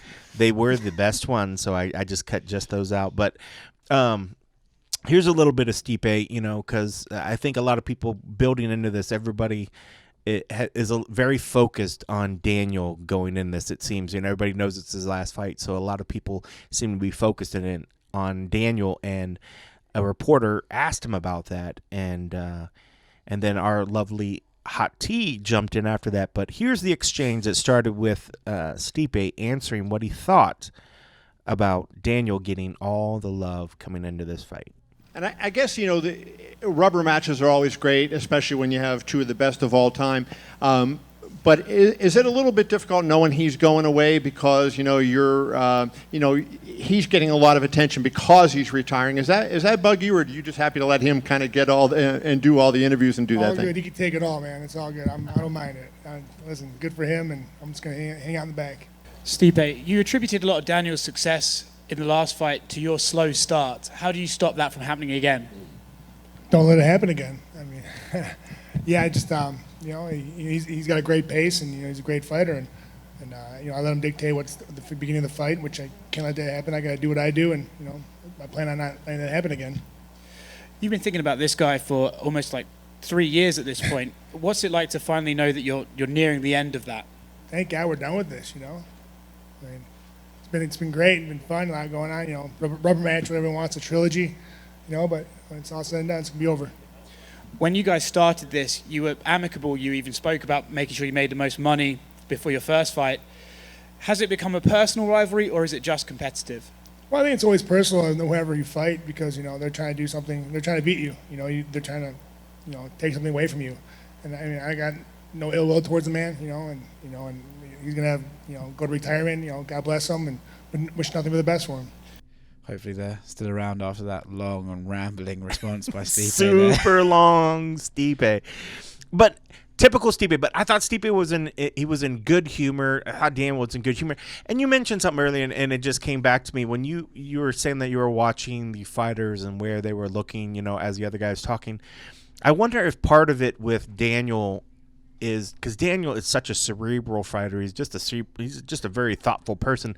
I wonder if part of knowing that this is the last fight week is just taking a little bit of it in, making sure that he's saying the right things, but also just taking this in because and it comes up, and this is one of the things that he'll talk about. He talks about the moments. It's about these moments in time that mean something, and I wonder if some of even this presser, he might even addressed it at some point. He enjoys being in front of people, being able to interact. That's why, I mean, for him being able to be like a wrestling coach and being someone that actually engages our youth today and bringing them up, I think he's a perfect spokesperson. Not that I don't think Stipe would be either. I mean, Stipe, he does civil Stipe service. Can't speak. It's just Stipe just doesn't talk that much. Like he'd be the kind of dad where it's like he's like, son, don't listen to my words, just do what I do. Well, I mean, to be honest, very few people can listen to Stipe's words because I'm garbled.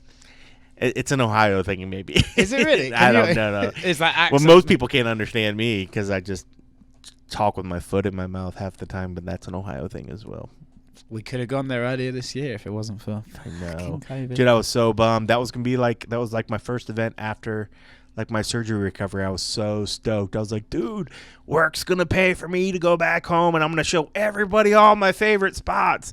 You promised me a bar or two. I had a few. I had a few in line for you, and then the universe just said no. It was probably. I tend to believe most things happen for a reason, so it was probably good. I couldn't take you back to my hometown. They were like, Ken, just stay away. Yeah, just you don't need to come stay back out there in Vegas. You and that bloke you brought here, you're done. You're both written off. Yeah.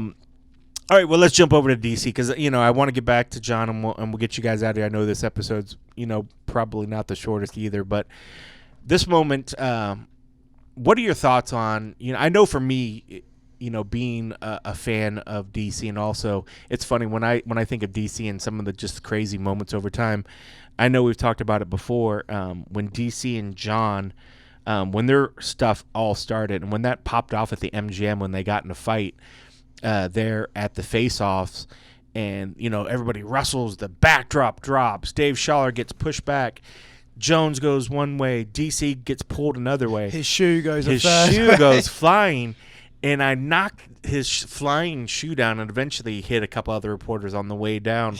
And I remember Heidi Fang. Yeah, and I saw Daniel after that, and I wanted to bring it up, but at the time I hadn't really seen Daniel much, and I didn't feel comfortable enough to be like this UFC staffer that's like, hey man, I caught your shoe, I blocked your shoe down. All of a sudden I'm a server, hey man, like your shoe was like flying through the air and I like knocked it down so it didn't hit any other reporters, but I didn't get it, where it's like I feel like I could bring that conversation up with him now and it could probably get a good hearty laugh because a lot of the emotion and time has passed, that he can reflect on those moments a lot better than probably if I would have said it like a couple weeks after the event. But so now that we're at this moment of where this gentleman's not going to be there fighting for us anymore, I don't want to say sad's not the right word, but it's just like when you see these moments in MMA or any, I guess, particular sport where you see a player reach the end of their career, there is something sad about that moment, knowing that you're not going to get to see them fight again. So part of watching that today, I was kind of taking it in and, was appreciating having this moment. But I don't know. What did you think, knowing, you're listening to Daniel up there, and I know we said that he's a wonderful listen because he's just such a smart dude.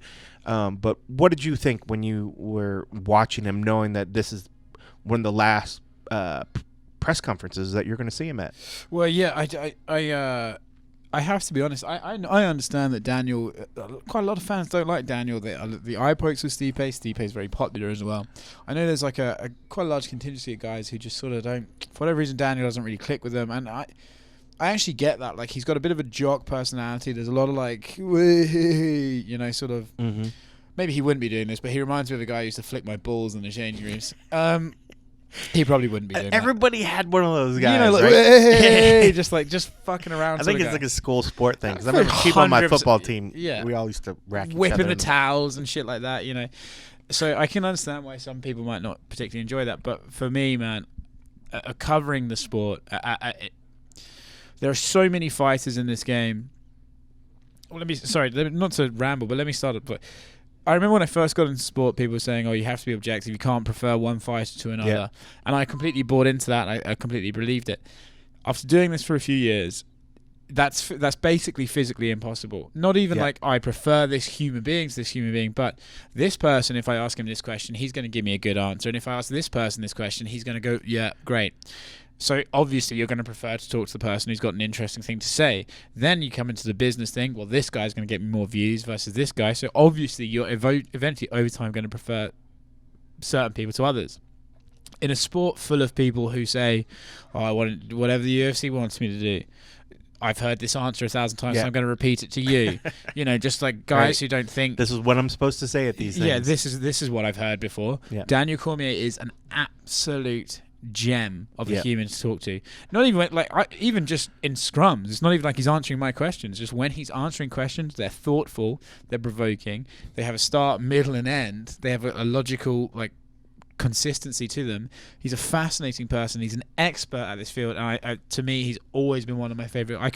I could listen to Daniel Cormier talk for like an hour about any. You throw him a subject, he could talk about it. He could share an anecdote, and I would never get bored. Yeah. I could not say the same about a lot of other people. Do you know What I if we can get Daniel to do like bedtime stories?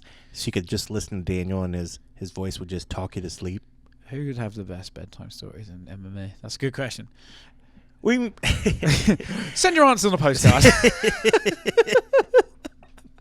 Sorry, I hijacked your thread there. No, but no, I started thinking about you made me stop because then I was like, I wonder who would be the you're best. like, I can listen to Daniel. I was like, I wonder if somebody had trouble sleeping. They're like, Daniel Cormier talks you to sleep, but in a polite and thoughtful way. I don't know who I'd say who's got the best voice. I mean, he's one of the most interesting. But as far as like who would I like to read me a bedtime story, I mean, fuck, I don't know. Alan J. Band's not bad. That would be a good one. Yeah, he's all right. I bet Jim Miller could tell some good stories. He could probably Dustin. But then Dustin Poirier, I'd Dustin like. Poirier, He's yeah. got a nice little Louisiana vibe to it. Yeah, I like it. This went Mike really Perry, sideways. you're right. Everybody have fucking nightmares. Yeah. He And I told this shit. motherfucker. I love it.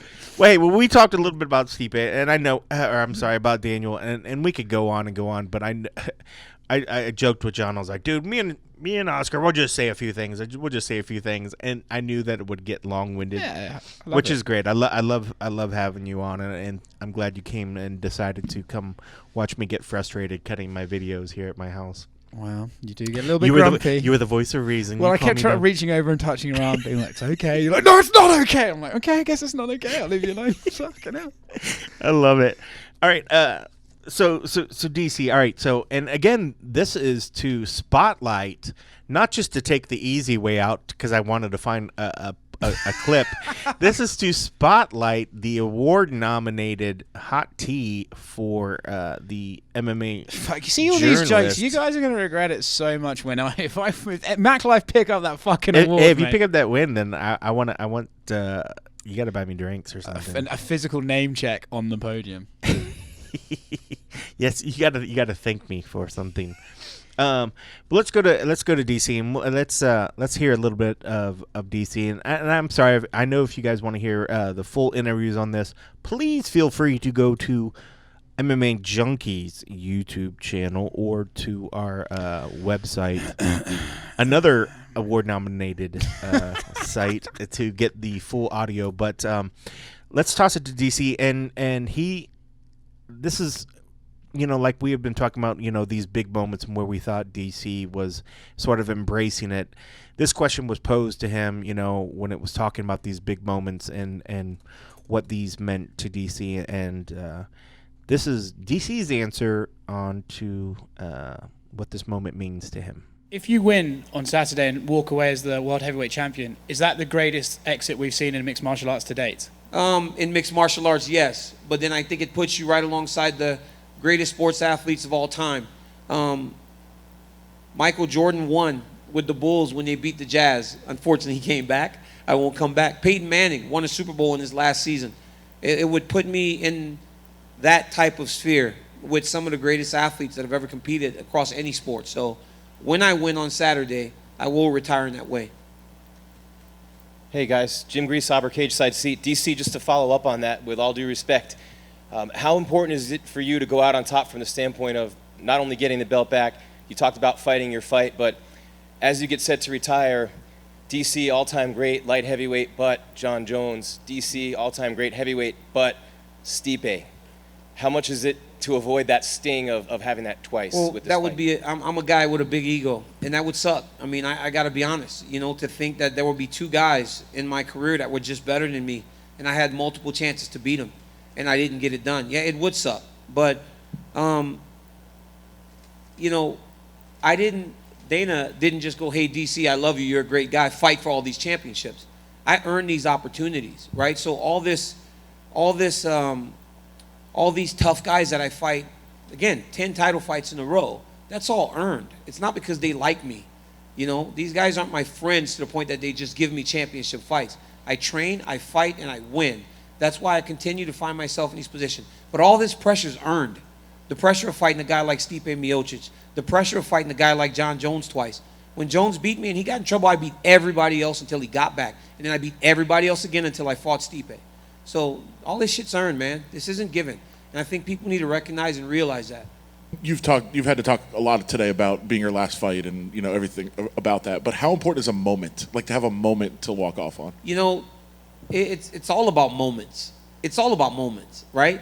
The moment when you win your first title, you know, the moment that you win both titles and you're sitting atop the cage and the fan adulation, those things are important. But this moment, I believe, will be bigger than any of them. You don't get to bask in all the people screaming, but you get to fight in that environment right there, in that cage, with just that small amount of people, and they can hear the punches. We hit each other a lot last fight.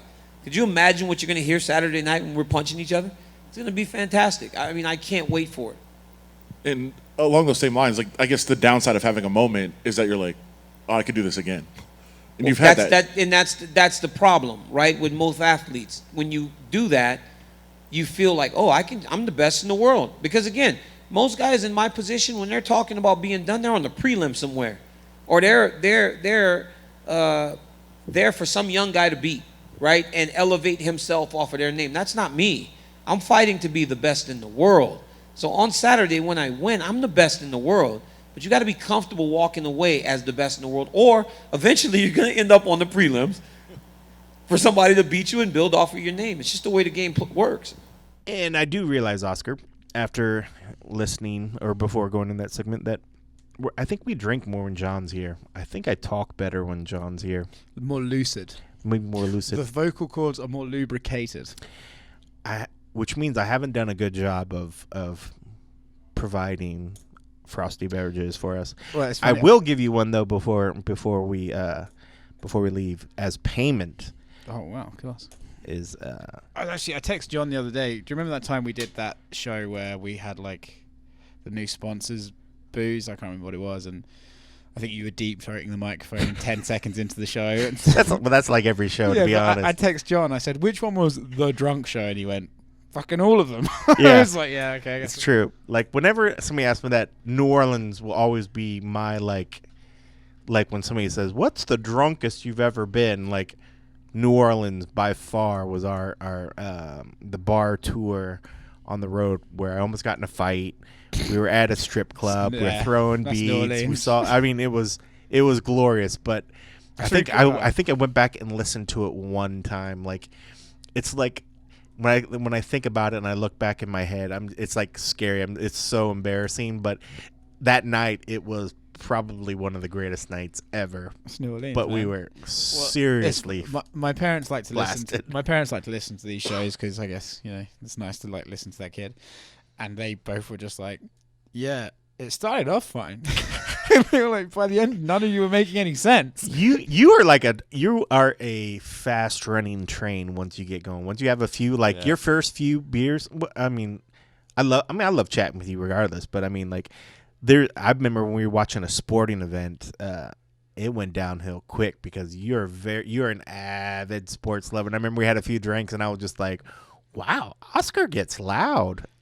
yeah. Well, even I know there's a very definitive 90-degree angle of going from fine to maybe he's not fine, and then it's right. I know. But I think that's what you guys listen for, right? You're like, yes. I bet will he fuck up today? They should have a listener rating like this show was a 3-beer show because they seemed somewhat lucid through the whole piece. There you go. This show was a 6-pack. They were shit-showed by the end. All right, well that's enough of us rambling. Oscar, thank you so much for having me. for coming over and doing the work. John, we're going to toss it back over to you. And then toss each other. No. Now somehow we just fast forward to a 6-beer show. Sorry, man, all of a sudden we just jumped ahead to a 6-beer show. The joke was just there. I just wanted it. There you go. Sorry. There it is. All right. We're going to toss it back to you, John. Thanks so much. All right. There you go. cold coffee, hot tea, Oscar Willis from the World MMA Award nominated themaclife.com. By the way, MMA Junkie's nominated too. If you haven't voted in the World MMA Awards, go vote for MMA Junkie, please. Or the Mac Life. I can go with the Mac Life if you want to go with them. They do some good things as well. And, of course, Journalist of the Year, I am humbly nominated as well. I would appreciate a vote there if you don't mind. It would be very nice. All right, now, here's the part where we admit I had no idea what they had to say. Unfortunately, the press conference is going on at the same time as my fights tonight at CFFC 83, so I just set up a little space for them to enter in right there. So I don't know what they said. I'm sure it was insightful. I bet it was. I'll be listening as intently as you guys are or were, or however that works. I want to check it out too. Let me leave you with one other conversation I had. I had a chance to catch up today earlier with Marvin Vettori, and you say, "Why are you giving me all these conversations?" Well, I'm going back on furlough next week, so I can't do much with this next week, unfortunately, for MMA Junkie. So I got to get it out now. Otherwise, we can't do anything on Junkie with it. So that's the rules. So there you go. You guys are the beneficiary of that. Had a chance to talk to Marvin Vettori as well. You may have seen he called out Chris Weidman on social media. He's sticking with that, but he's taking all comers, man. He wants everybody. I'm a big fan of this kid too, man. He's a little bit of a hothead. He's excitable. He wants to beat everybody in the weight class. He's over in Italy right now, so I had a chance to reach out to him and speak to him as well. So I wanted to share that one with you. Here's Marvin Vettori. What's going on, man? I'm good. Thank you very much for making the changes to call me here.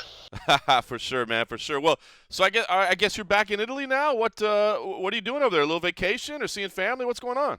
Yeah, I got back to Italy. I needed to see family and just like reset for a second.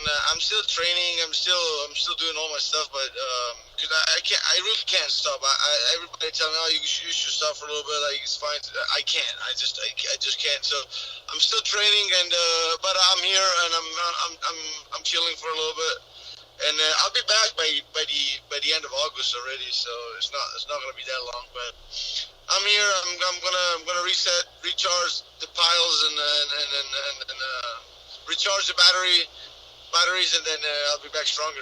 I love it, man. I mean, obviously Italy's a beautiful place, man. That's a great place to go recharge the batteries. How's family and everything? I think you said your family, everything was pretty good, even though Italy went through a tough spot. You said your family held in there pretty fine. Yeah.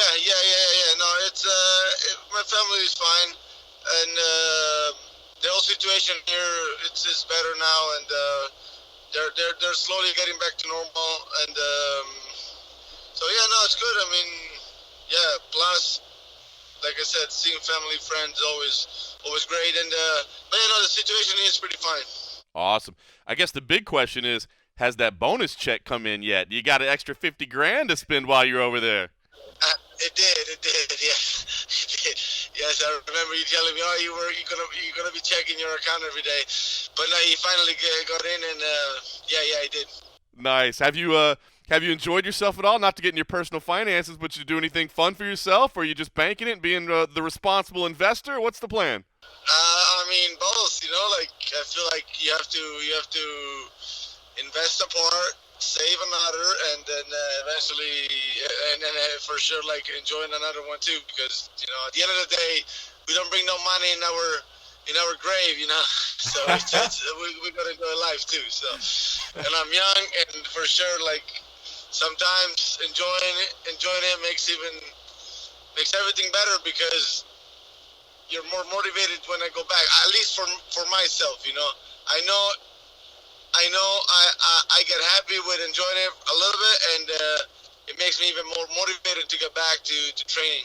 I don't get lost in enjoying the money, or like in general, like in parties and stuff. So it's good. It's about balance too. But definitely enjoying and spending some money, for the enjoyment part. It's definitely good. No doubt, man. You got to enjoy it. All right, well, let's talk about it, man. You took to social media, you took to Twitter, you made it clear. Your target right now is Chris Weidman. Why is Chris Weidman in your radar right now? Well, because I feel like he got back in the mix, and it's a great fight. I think he's a former champ. It'd be nice to have a win on my record against him, and I think it just makes sense. A lot of people turn me down, and a lot of people are either injured, have an excuse, or they have a fight coming up, or they're not as active.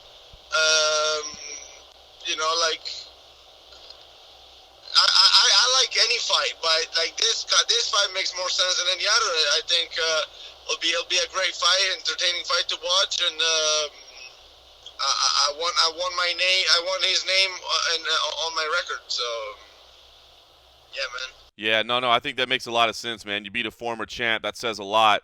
Have you gotten any response yet? I mean, have you gotten any feel at all about if the UFC is interested or if he's interested? What's the feedback been?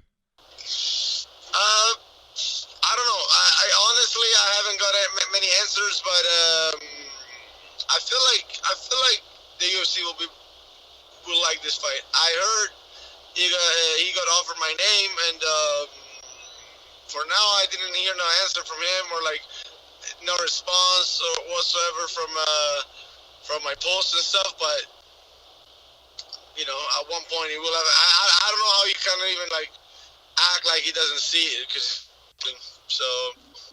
Yeah, he's on social media all the time. I'm sure he saw it. So, what do you think, man? Is there? You said you'd be back in the States at the end of August. I mean, do you have a deadline for him to accept this fight, or I mean, are you kind of on a schedule, or is this the fight you really want, and maybe you'll wait around a little to see if he'll make up his mind? I don't want to wait too long, and ideally, like middle October. October maybe all the way, but I want to fight, man. Like I don't want to wait for too long, just waiting for whatever. Like, I mean, I know, like maybe because at the end of the day, we're fighters. We have to stay active. I feel like that's all I do. I train every day anyway. Like it's not like even though now it should be my kind of like my resting. I'm still training every day. I mean, I get back. It's not that I have to like re-get in shape and then prepare for a fight. I know I can get in. I know I can be fight ready in like 6 weeks easily from the moment I get back to US. So yeah, I mean middle October will be perfect. I can wait a little bit longer, but I hope, man. Like they promised me a name in the top 15, and I don't know how these guys can keep getting away without accepting it. It's crazy. Like it's crazy. I don't know how they do it. I really don't know, because I know my name got offered to a lot of fucking guys, even behind me, and that's the funny thing. And back then, and they still didn't accept. So something has to come up. I like it, man. I know you're ready to fight anybody. Mid-October. I'm guessing that probably means fighting in Abu Dhabi over on Fight Island. Is that okay with you, man, making that journey over there? I mean, yeah. I mean, it would be a whole new experience too. And but I like it, man. Whenever like things get hard, whenever adversities are in between, I know it goes towards my way, because I know I can deal with those stuff, and I know like. It's about nerves, and it's about staying with the mind with the mind in place throughout all the time. And I know a lot of other fighters are not able to do it, and they play like those situations, play games with their head. So I like it. So it would be a whole new experience, but I would like to fight in Abu Dhabi. I dig it, man. I would love to see you over there. Let me ask you a couple questions. Israel Adesanya, Paulo Costa, it looks like it's going to be in Abu Dhabi now as well, which means the bigger cage instead of that smaller one in Vegas. Do you think that changes the fight at all? Does that change your opinion of what's going to happen to have that bigger cage? Maybe a little bit, but like I said, I'm not the guy that praises Adesanya because I fought him and stuff, but I think Adesanya will. Bigger, smaller cage will beat Costa. It's just Costa. I mean, Costa's a lot. Man, Costa has 5 fights in the UFC, or maybe 6 max. Like what? Like it's. I don't believe that much of his hype, to be honest with you. Like it's just a big jack guy, and it's just it is what it is. But it's tough. It's tough. Yeah. But that's not enough. Like there are levels of skill sets that like are like some skills are way more important than others. Toughness, it's almost like a toughness. It's almost like how can I call it? Like it's a requirement to get there. It's not even a skill. It's a requirement to get to title contention. Right. It's not even a skill. So like it's not gonna be enough. And power either. Power is not at the top of the.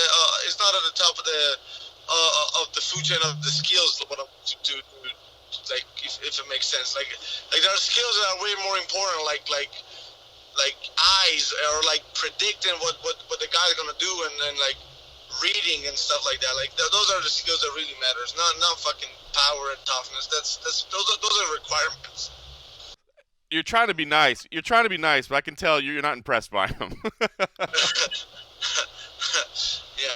No, it's alright.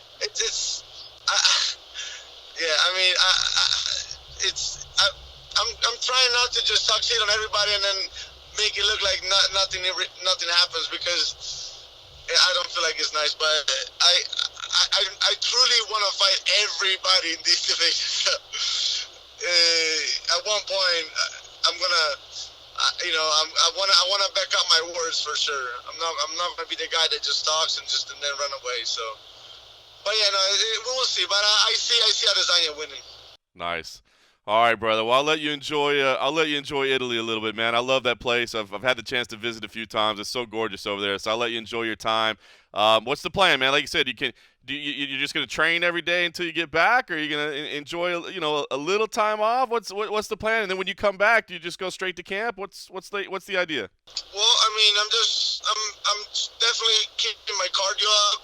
I'm drilling by myself. I'm drilling. I meet up with some Italian coaches here that was with me for a few fights, and I had some training. I got some training in, and I'm gonna meet up with some other guys and train a little bit. I'm just gonna stay in check. I'm gonna keep a nice shape, and but obviously not beating my body up, like just a little bit more easy training and like / relaxing, but I'm still gonna be like, I'm gonna be fully recharged by the time I'm back, and it won't take me a lot of time to get in like top shape, because like my cardio will be good, and like my weight will be good, and so it'll be fine.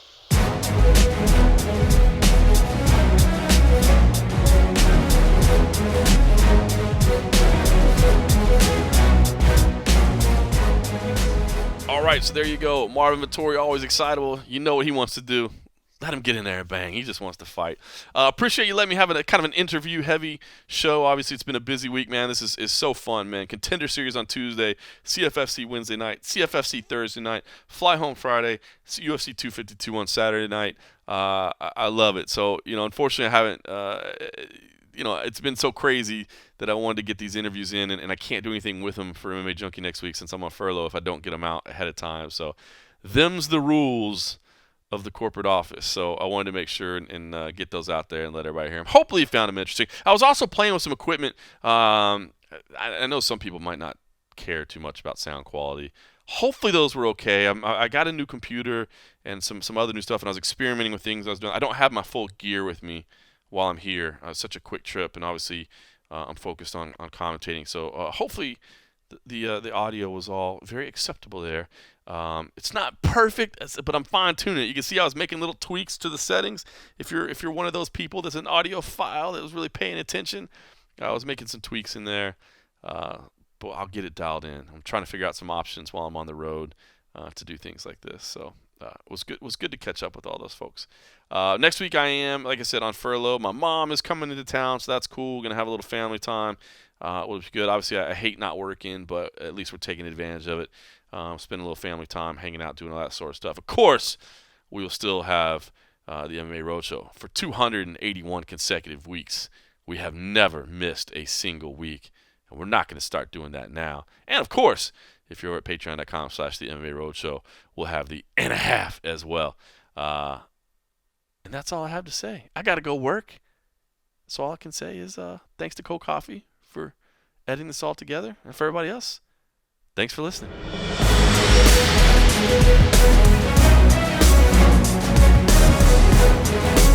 We'll be right back.